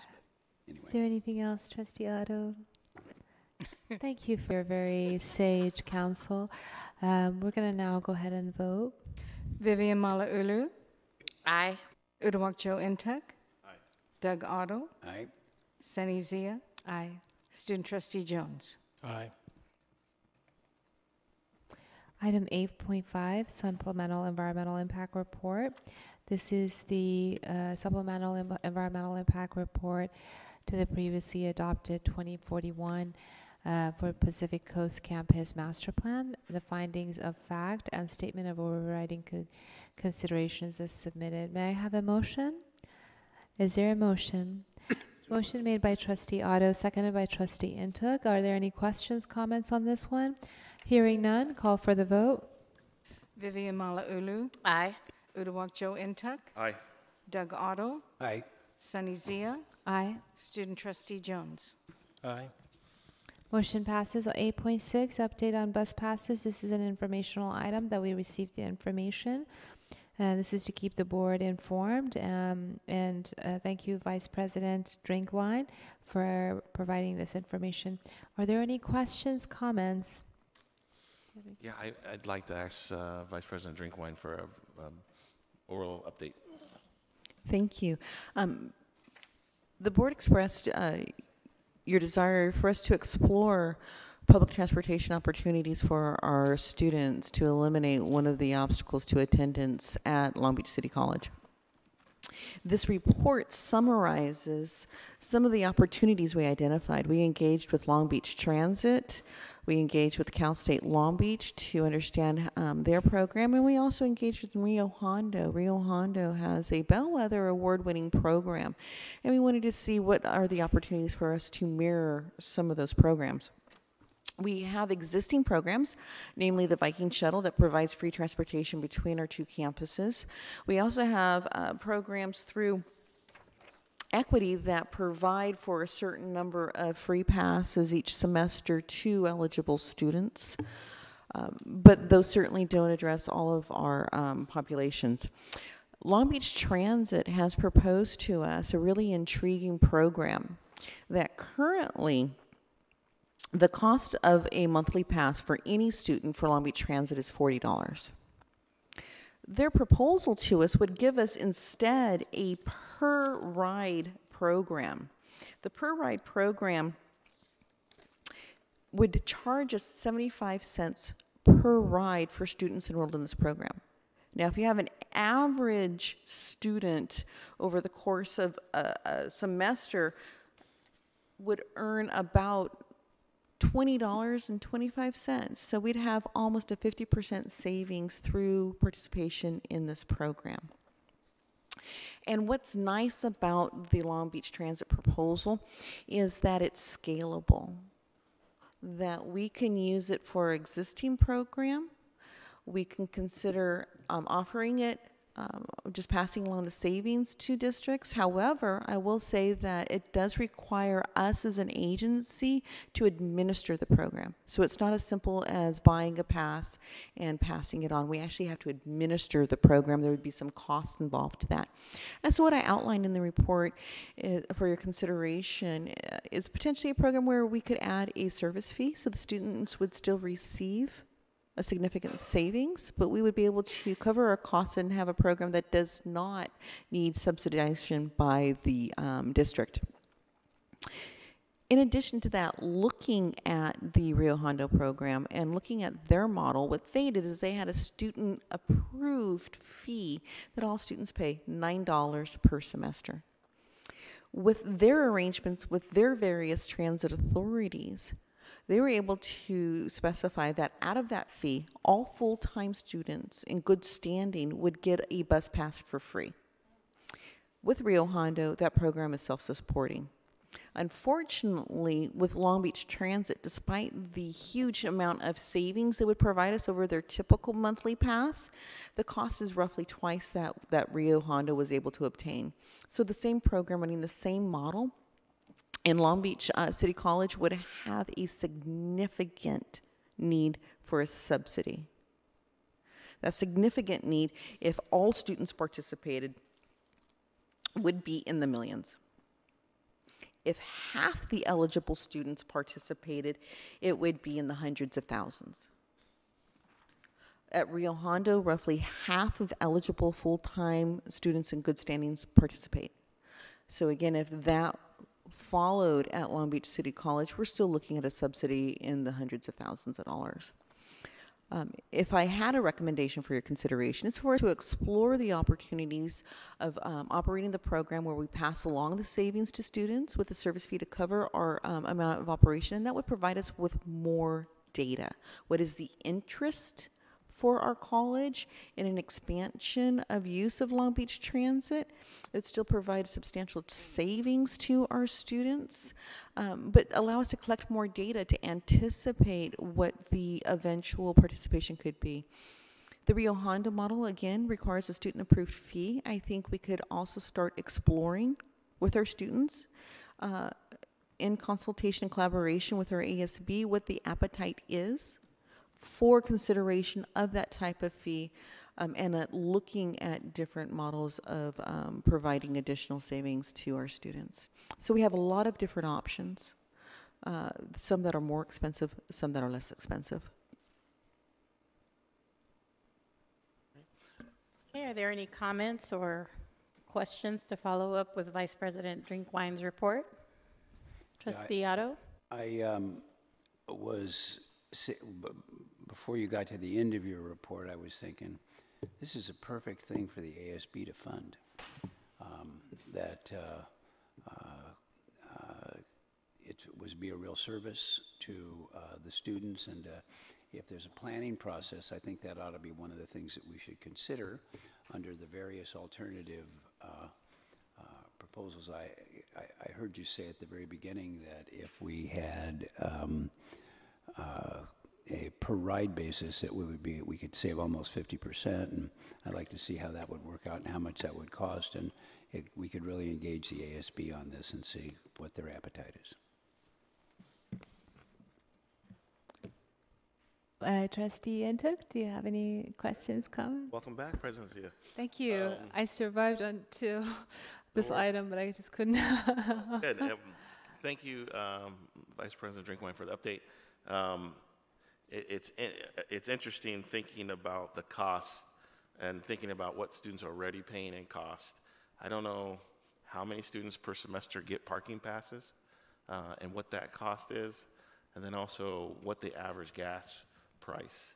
I know when I've talked to students about this, they were excited that I didn't have to pay gas to come to school, which fluctuates, and some people can afford it or not, and then also not having to pay parking, which also was a community concern of the Trustee Baxter brought up of complaining residents of don't park in my yard across the street over here, that they wanted their streets clear of student vehicles. And kind of thinking of, how do we meet all the constituencies' needs that way? But I have a couple more questions, but do we know, or I guess, how much is a parking pass? Sure. We have 2 parking passes. Our daily permits are $2. Our semester permits are $30. The revenues from the parking permits are used to fund the Viking Voyager shuttle, plus some additional staff in parking. Obviously, it's a labor-intensive process to monitor and supervise parking. It nets out to about equal. All those revenues go back in to support parking, personnel, plus the Viking shuttle. I should also mention that the Viking shuttle is supported from 3 different sources. We have base hours that are supported equally by parking revenues and ASB. And we have extended hours, so evening hours up till 10 o'clock over the course of the entirety of Friday and the weekends. And that is funded by student equity. And the third source is the students. The student equity. So actually, you said 3 sources. 3 sources. Base hours, extended hours. Base hours equally between ASB and parking revenue. Extended hours, student equity. There's not a third option. I misheard. No, 3 sources, 2 options. Okay. Yes. Okay. In envisioning a pilot program, how would that manifest, or what would be needed to do a pilot program beyond what we're already doing? I think if we want to do the pilot program, then we need to set up the infrastructure to manage the administration of this new program with Long Beach Transit. It does have a certain degree of responsibility that's placed on us to manage it. Unlike a student monthly pass, that if the student didn't get it through our equity program, they would apply directly to Long Beach Transit and get the pass. And there's a certain number of hoops they have to go through to declare themselves as a student, but they're paying directly. This alternate program, the per ride program, has to be administered by us because we are actually paying the actual number of rides. So we would accept Long Beach Transit's initial identification of the number of passes and say, okay, $20.25 plus a service fee to cover those costs. That's what the student would pay us. Our risk is if all of our students ride the transit a lot more than the 27 times per day that it would take to get to school, then our actual cost is greater. But because you have a difference between the initial purchase and the number of rides, we have to administer it. Long Beach Transit is not interested in chasing after differences with the students. One of the requirements of the program is that we take on that role. If I recall correctly, when Long Beach State did it, they saw a large ridership increase. I don't know if the meetings you had with them, if they shared that experience or how they managed with that. Is that the case? And what did they do? Cal State Long Beach has a significantly different program. And so it's very much apples to oranges. Their program is built on a sustainability model, that they wanted to have use of the transit for sustainability. Also, they have far less available parking. Their parking permits are far more expensive than ours are, and forgive me while I find it for you. I remember. But theirs are in the, I believe, a couple $100 a semester versus our amount. They do that for two reasons. It's to encourage the use of transit, and it's a reflection of the lack of their parking. So for their program, they provide passes for both reasons, sustainability and to alleviate parking. It's important to know they have to subsidize this program 50%, that they collect no student fees, so they fund it entirely out of the parking revenues, which are not sufficient to pay for all the parking or all the bus passes. They lose about $1.5 million a year. But they're fine with that because that supports their sustainability and because they don't have sufficient parking. I'll also add that with their model, if you accept the free bus pass from Cal State Long Beach, you may not purchase a parking permit. So they do their program for significantly different reasons.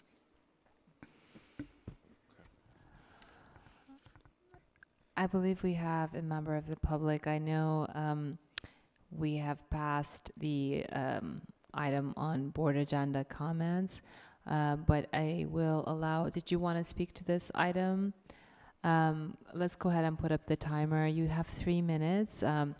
This is out of order, but I will allow it because I believe the public should have the opportunity to speak on matters that at the board and shouldn't have to wait all the way to the end. Would that be okay with my colleagues? Yes. I hear no objection. If you could please identify yourself and the Absolutely. entity you're with, and let us, okay, perfect. Thank Welcome. Thank you so much for the time. My name is Renee Woodson.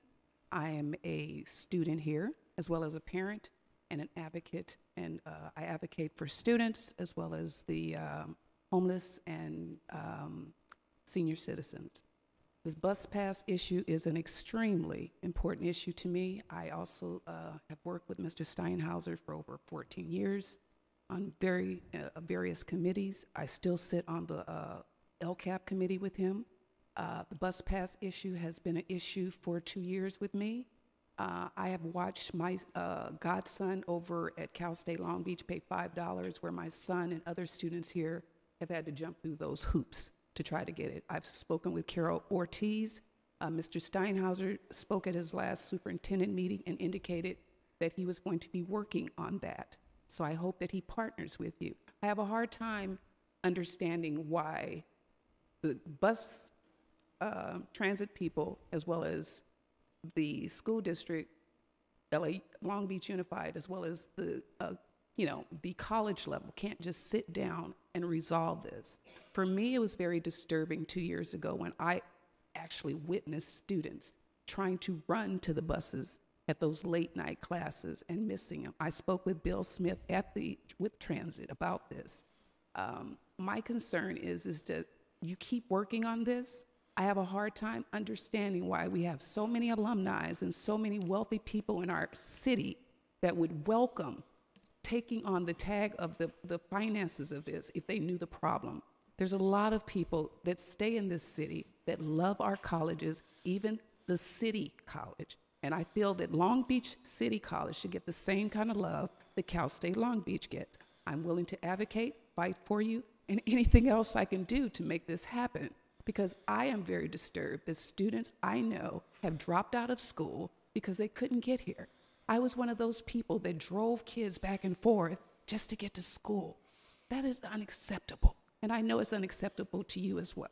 So I just wanted to bring that up and let you know that you have someone here that is advocating for you, and someone here that is willing to fight the good fight for our students, because I want everyone to be a success story here, and I feel that we need to give them that opportunity. I do not accept the fact that the bus transit feels that our students should have to give them their transcripts and go down and wait for paperwork or go down to Norwalk or LA to get a discount. It's unacceptable. There are some students that cannot afford that. So I asked you as a body to continue to work on this, reach out to people like me and others that are very concerned, and want to make change and difference in our community and with our students. So I thank you for your time.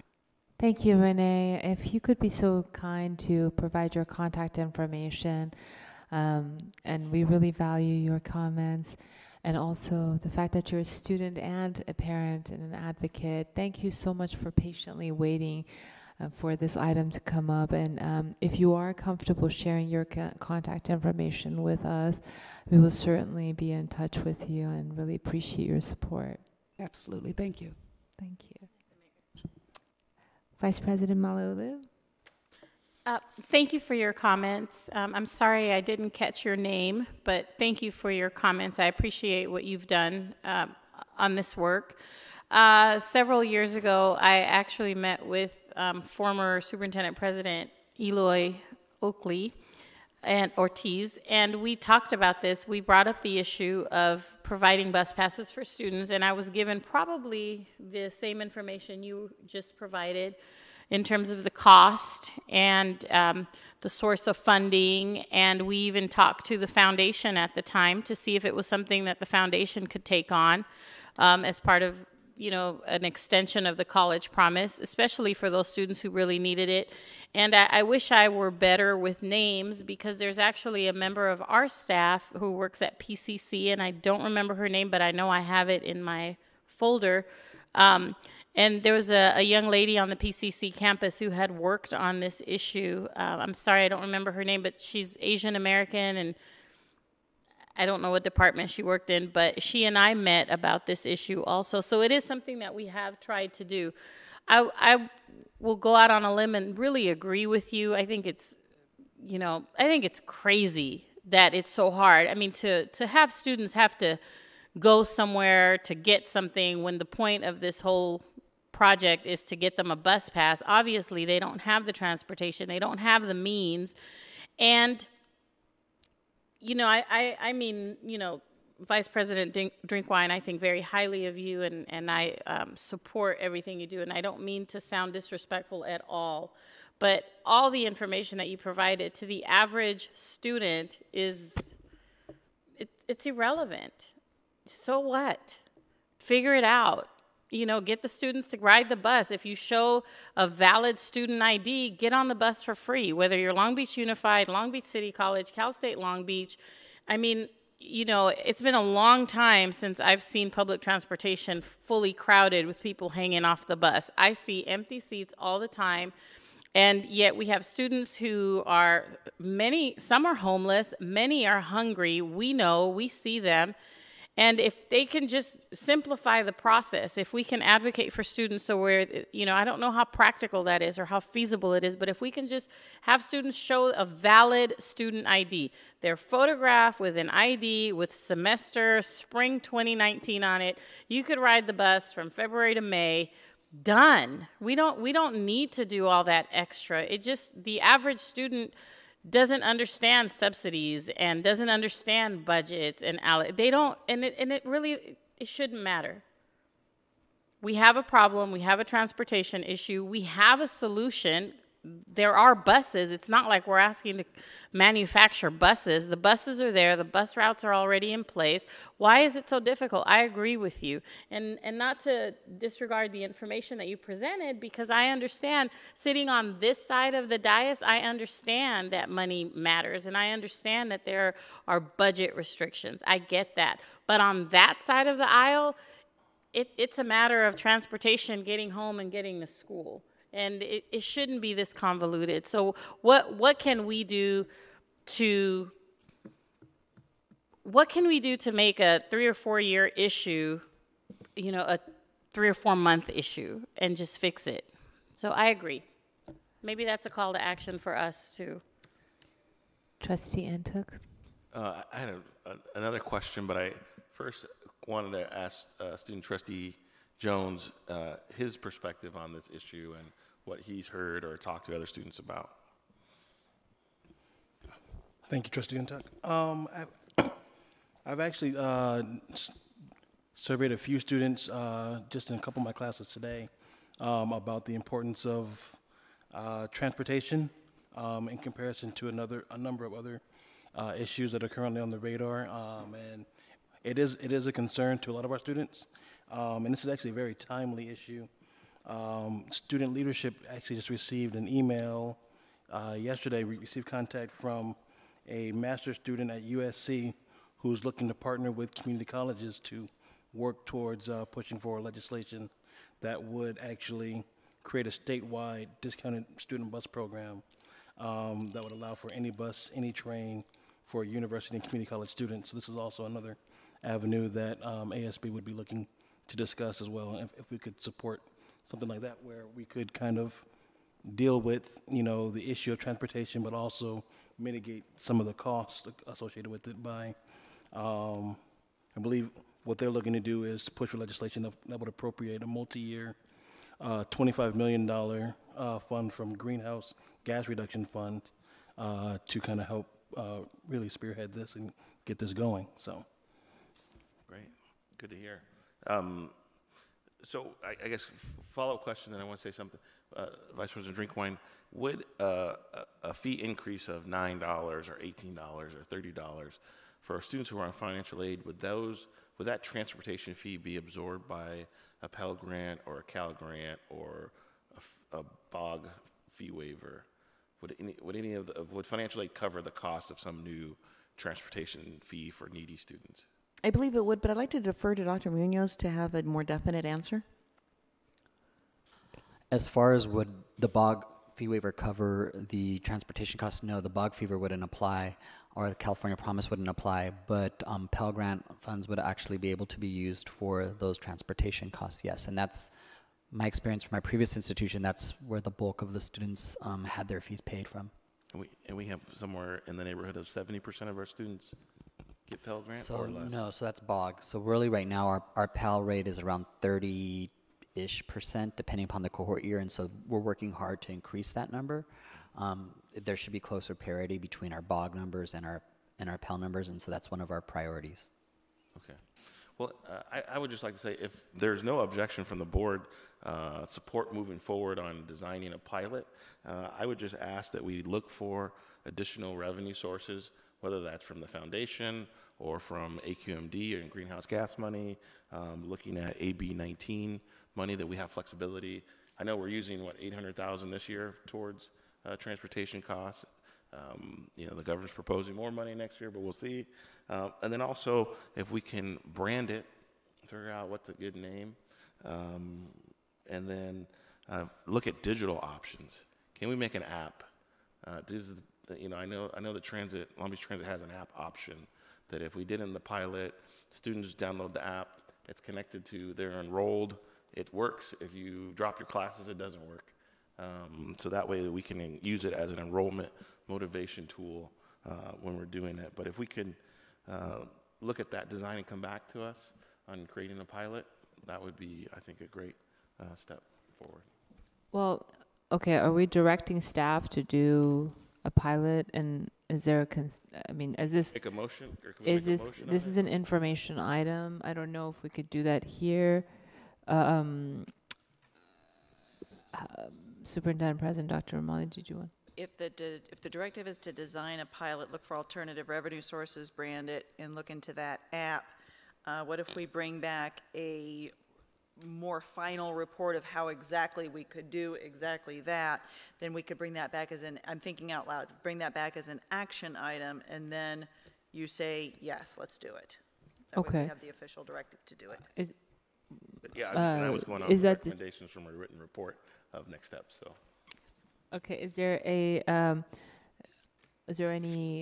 objections, any consensus here? I would support that request. I don't think we can make a motion here.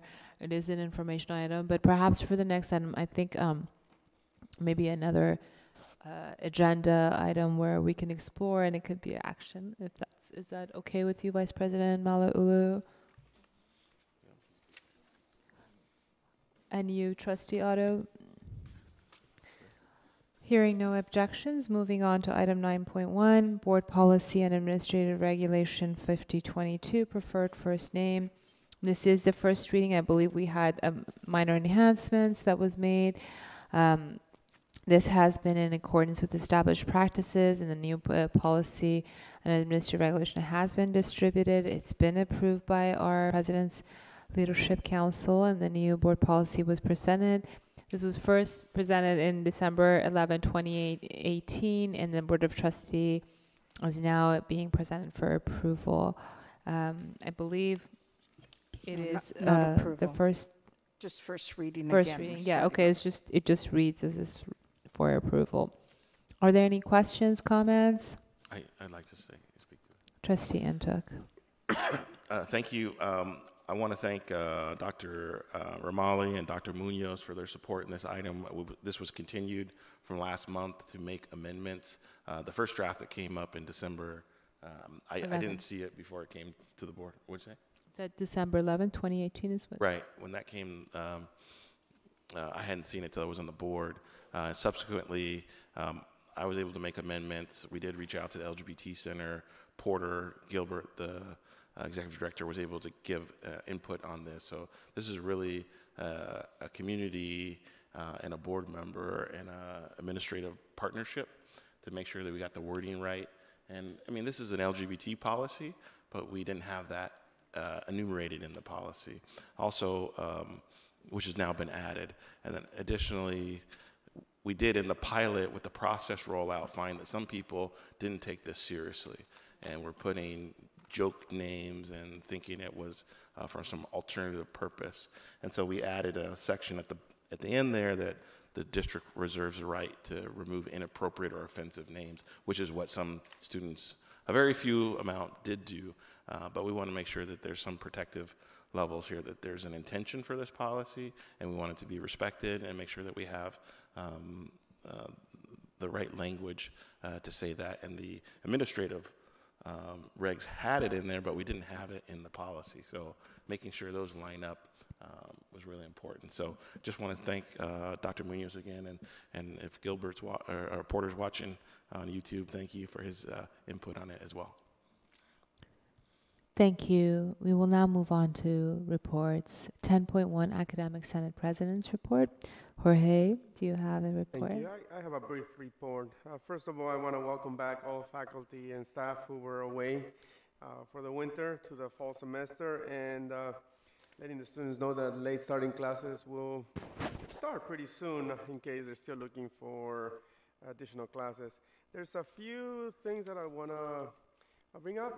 The CTE Awareness Day, so February is CTE Awareness Month, so I want to acknowledge Katie Sundara for having an event at both campuses where we informed, or the students were informed about the different programs that we have. I also want to let students know that Mayor Declaration Day is happening on March the 4th. That's going to be next Monday. So the opportunity for undecided students to pick a major and start on their track for Long Beach City College. I want to thank Charlotte Jackson and Rigo Ibarra and Deborah Whitaker. They are advertising the study abroad program. So at the end of the semester, if you want to join them and learn French in Paris for the summer, a great opportunity. So they're having different informational events. The next one is going to be March 11th. And finally, tomorrow, if you have the time, it's Digital Learning Day. So the California Community College, the Virtual Campus Online Initiative, is hosting this event. And so we have a viewing room that is in the L153, so hosted by the Online Learning and Education Technology. So if you have an hour or two, you can look at the schedule. It's online, or you can also view it from any computer on campus or your phone or from wherever you are. So you don't have to be there the whole day. Just look at the program. If you're interested, we have a viewing room for anybody, or you can do it at your own time. So thank you. Thank you, Jorge. Classified Senate President Annie Engel, your report. Yes, thank you, Trustee Zia. Long Beach is a very diverse city, and it's so exciting to see the efforts that we're bringing out here for our African American students It was an exciting night to be here and hear all of that. It's exciting to see the diversity with our LGBTQ students. And we're so inclusive, and I'm very proud of what our campus is accomplishing. I'm also very excited about the selection of Sundee Dominguez for the award. She was an awesome choice, and I wish her to take it all home for us. And most of all, I'm looking forward to the classified meeting with President Romali on the luncheons. We did come up with some great ideas, and it was very exciting to see how so many of them have come to fruition, and we have really been making our campus a better environment for our students. So we're looking forward to that, and thank you very much. Thank you, Annie, and I thoroughly enjoyed seeing your picture and Susan Trask. It was fantastic. Board of Trustees, I think we lost Trustee Otto again tonight for a second time. So I will go to Trustee Intuk to provide his report. Sure. Trustee Intuk, if you could be Thank so you. kind. Thanks everybody for staying. I know we had a long meeting tonight. A few things to update. First, there was so much interest in whether or not I was going to do board training, and I'm happy to report that I have completed State of California new trustee training and national new trustee training in the last month. And so I got to turn in my paperwork. I did not beat Vice President Malulu in getting my new trustee certificate in the shortest amount of time. She got me there, but I've completed both of those programs, and so there was just a lot of interest from people that I didn't even know that were like, when are you going to take training? I'm like, I just got elected. They didn't even schedule it yet. So anybody wondering, that's been completed in January and earlier this month. Second, I want to thank Dr. Romali and Jeff Wood and Josh and everybody who's worked overtime. It was my fault. I got the call from the governor's office of, can you host us next week right after a holiday weekend? And maybe it came out of our advocacy work in Sacramento. We kept saying, if you need anything, you should host us on our campus. We have great space. And they took us up on the offer. And so, but it's unique to be able to host, the sitting governor of California, a national figure, go through the security screening and checks, and the parking structure was shut down. People were like, why can't I park? Or people say, why didn't you tell us ahead of time? And it's like, well, they said not to. So, but I think it was a really great opportunity for us to be showcased around the state. I heard us on NPR 4 or 5 times being mentioned. I know that we were in the number of periodicals and newspapers up and down the state. It was about affordable housing, which impacts our students. It was one of the things I said to him and his team when they came. Is, we do have students who are struggling with housing. I think we have approximately 10% of our students we believe are homeless in some capacity or couch surfing.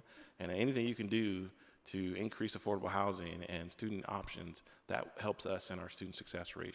So even though it wasn't directly, it was like these 47 mayors who were out of compliance in their affordable housing. It wasn't us, but we're happy to hold that conversation. So just want to thank Dr. Romali and her team and everybody who went on overtime to make that happen. It was a special opportunity. On training, I did finish a 2-unit graduate level class at Cal State Dominguez Hills called the American Community College course.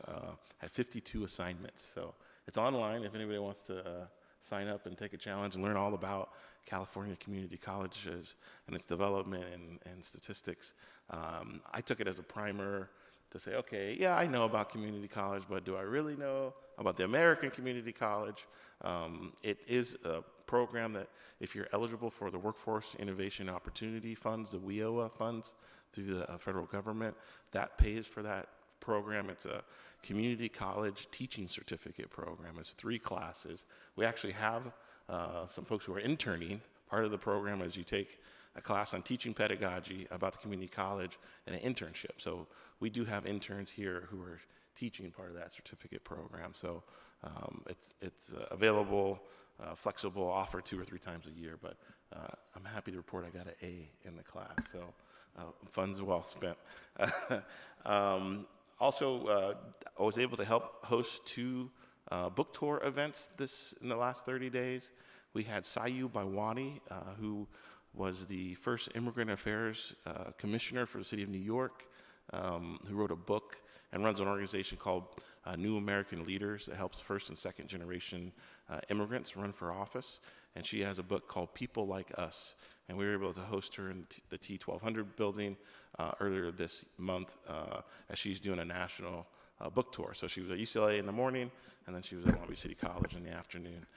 So that was, and thank you to Sean Ravelli and Andrea to be able to help with facilities reservations.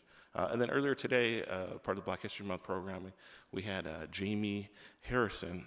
He is an author of a book called Climbing the Hill. So we had about 20 students. It was about careers in public service, the skills that you need to be a successful public servant.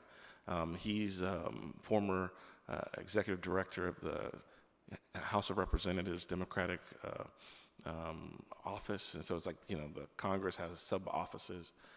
He used to work for James Clyburn as the whip, and so going around Congress and making sure you got the votes for all the different bills. And so hearing the stories of corralling the cats at Congress to go vote, you know, was interesting, but a nice opportunity. He's from South Carolina. I happened to be here for another event and able to host him today, so that was really special.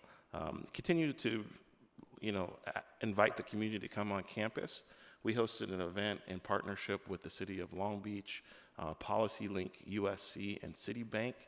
They launched the equity profile of Long Beach. I do have a couple copies here that I provided to my colleagues. Both Trustee Otto and myself were there.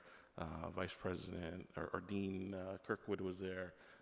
We had about 40 people from the community, and it was the official public launch of the report, which looks at, from a racial equity lens, how are we doing in Long Beach for home ownership, for unemployment, for educational attainment. And one of the key findings in there is in the next 5 years, 44% of the population needs an AA degree to compete in the future economy. And we are not there in Long Beach. We have a deficit. So it's like, where do we go? Long Beach City College. You know, why are we hosting it? Because we're the solution to this problem that we know is out there, to make sure that everybody in the community has an opportunity to move up and participate in the economic ladders that education gives. And it had an equity dividend. If we got to parity in our local economy, we're looking at an increased $500 billion in economic output. That's more people grocery shopping, that's more gas, that's more home ownership, that's building equity, that's banking. If we can just get to parity on a basic level of 44% of our population getting AA degrees, it has a huge economic benefit for all of us, because that's more tax money for the college, for the police, for the fire, for the city, for our school district. And so now they're going to be moving forward on how to implement a policy agenda around the findings from this to make sure that we increase everyone's opportunity. So I know I had a longer report, but there was a lot happening in this last month. So thank you. That's it, Trustee Ntuk? I do have the state of higher education Black students, but I'll wait until next month. Wow, thank you, Trustee Ntuk. Really appreciate you abbreviating your report. I'm going to move on to Vice President Malauulu. Thank you very much. On February, well, let me go back to January. As I mentioned, I was at the state legislative conference. I think I already said it was productive. On January 31st, I participated in the ASB retreat. It was awesome being with our student leaders and getting to know them and being able to share with them how I came to this place. And then 2 weeks ago, was it 2 weeks? Last week, I was a part of the receiving line when Governor Newsom visited the college. I was very excited that he was here, very grateful to Trustee Ntuk for coordinating the event. although I was not particularly thrilled of the setup. It felt really awkward and cheesy to just be standing there for about a half hour from when he arrived. He took a phone call in his car and just kind of sat there while we were just standing there. And I just, you know, in the future, we just, I don't know, it's just not my thing to just stand around like that, wait for somebody. It felt like a wedding receiving line. But anyway, not to undermine the integrity of his visit and his purpose for being here and how grateful we are that he chose our college to host such an important summit on affordable housing, which was great. And in closing, I would just like to give a shout out to our men's basketball team, which is currently ranked number 6 in the state going into playoffs. This Friday night, we will be hosting number 11 in the state, Santiago Canyon Hawks. The game is going to be here at the Hall of Champions at 7 p.m. Tickets are $12 at the door. Seniors and students pay $8. So hopefully the Vikings will prevail on Friday, and our men, our male Vikings, will continue on in the playoffs, making us proud. So go Vikings. Thank you, Vice President Malauulu, and appreciate you being brief on your report as well. I will not provide a report. I believe most of the information has been already provided. I will now move on to board travel. I believe Trustee Otto was going to give a report, but like I said, he chose to leave the meeting again for the second time tonight. So I will defer to Trustee Intuk his report on travels for CCLC in January and ACCT in February. If you'd like to add anything to what you've already provided. Sure. Went to Sacramento last month for I was there longer because of the new trustee orientation. Was all day or half day Friday, all day Saturday, and a portion of Sunday morning. So, and then the regular conference started on Sunday. I went Sunday, Monday. We came back Monday night, I think, on a flight. So I only had registration, hotel, and airfare costs associated with that trip. And then February was 10th through the 13th. Vice President Drinkwine and I went to Washington, D.C. for 4 days. And again, I had a flight, hotel, and registration. I didn't turn in any receipts for travel to the airport or food or anything like that. So, and then while we were there in D.C., we went to Senator Harris's office, Senator Feinstein's office. We met with Congresswoman Barragan. We met with Congressman Lowenthal's staff.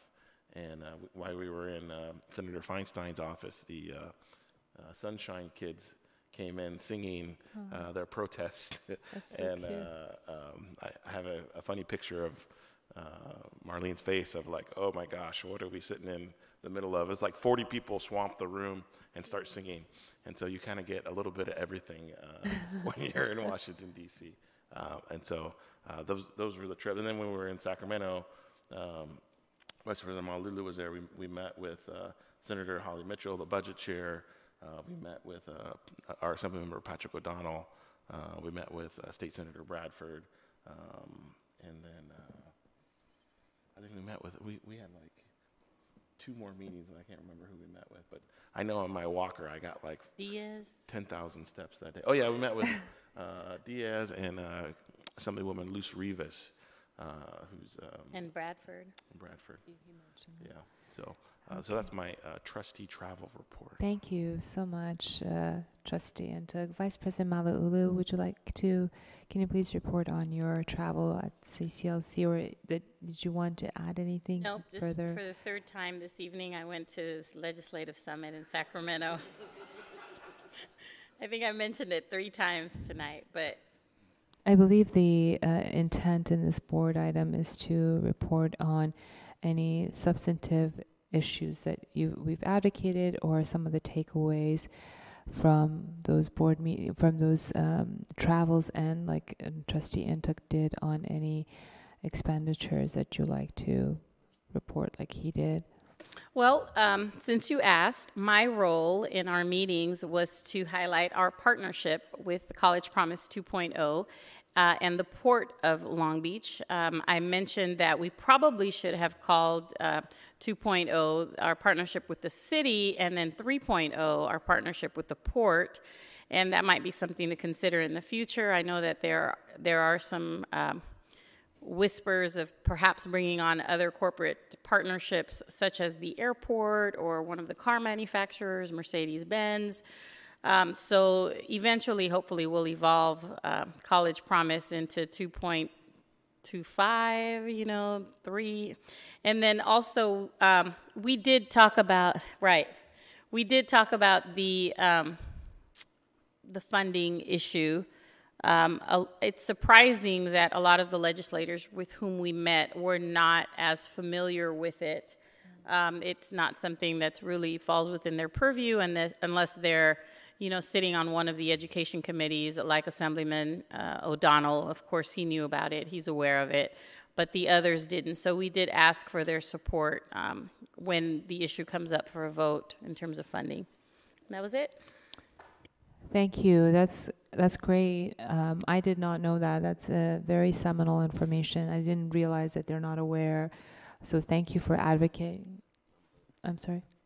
Senator Umberg, who just started a month ago, was the most knowledgeable. educate Oh, about College Promise. Hey, that's the But beauty of. He's barely 30 days in the job. That's the beauty of going up there and advocating. Thank you for doing that. And just to be clear, the College Promise 2.0 does have the industry partners, so it's not just a whisper. It is something that Superintendent President Dr. Romali announced in her report, that we are actively going there and bringing businesses, and it has been broadcasted. In fact, all the board members were invited for tomorrow's event that I believe Vice President Malauulu will have the pleasure of your company. And it will be an incredible opportunity for the district to have business at the table, and given that we're very agile and nimble and less red tape, we can make sure that when business prospers, labor prospers, and our students are taken care of, and that they hire LBCC. With that, I want to move to item 11.1. This is a request for agenda items for in the future. Are there any requests to add agenda items? I guess from our previous discussion about the bus pass pilot, maybe this is the right place to add it, to say we requested it. Sounds like that was something that we... Is there anything else, trustees? Okay. I will now move on to 12.1, public comments on non-agenda items. I did not get any cards. We don't have a need for a second closed session, and now we're going to adjourn the next regular meeting of the Board of Trustees. Sorry. I believe we do have a student who wanted to speak on non-agenda items. I'm sorry? I said I do believe that there is a student in the audience who wanted to speak on the non-agenda items. On the agenda items? Yeah. Okay, go ahead. Come on to the podium if you can identify yourself. Thank you, Donnell. And in the future, just as a matter of protocol, I know most people don't know, but if you could fill out a card, and we always welcome students. So thank you so much for being here. Thank you. If we can have the timer. Hi, so this is my first Board of Trustee meeting. I hope that I don't stumble over my words too much. But I'm going to try and make this brief due to the time. My name is Abba Carter. I'm a poli-sci major student here at Long Beach City College. This is my second year, and this is supposed to be my last semester. I am a non-traditional student, 2.8 GPA, 28 years old, and along with other things, well, one of the things I wanted to kind of sort of bring up is an issue of financial aid. This was an extremely extravagant and wonderful PowerPoint that they displayed earlier on as far as like Black student equity and just how we're performing.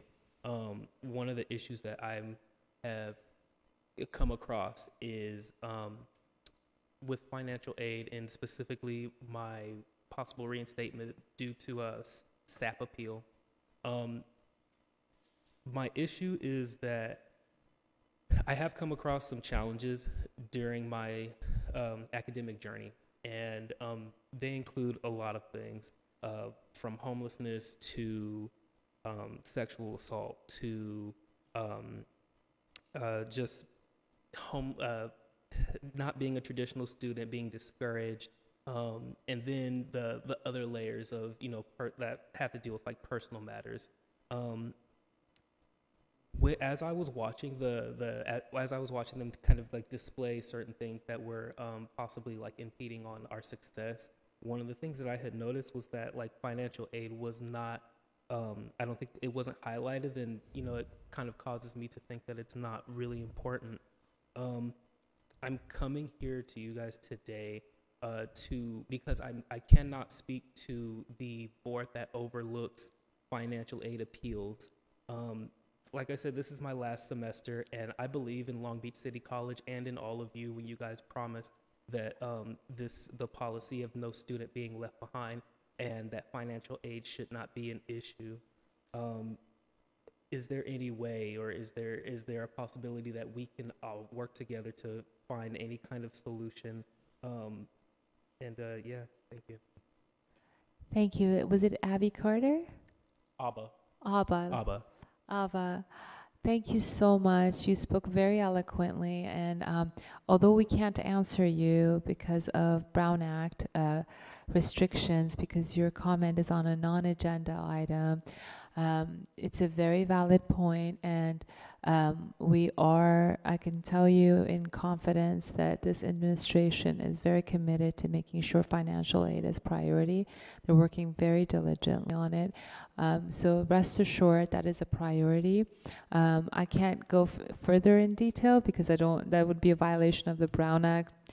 That's a whole nother conversation, but I just want you to know that your comment is valid and valued, and our administration, if you don't mind providing your contact or communicating with our staff, we will certainly make sure that you're taken care of. And as our customer, we make sure that we provide customer satisfaction to you as our student.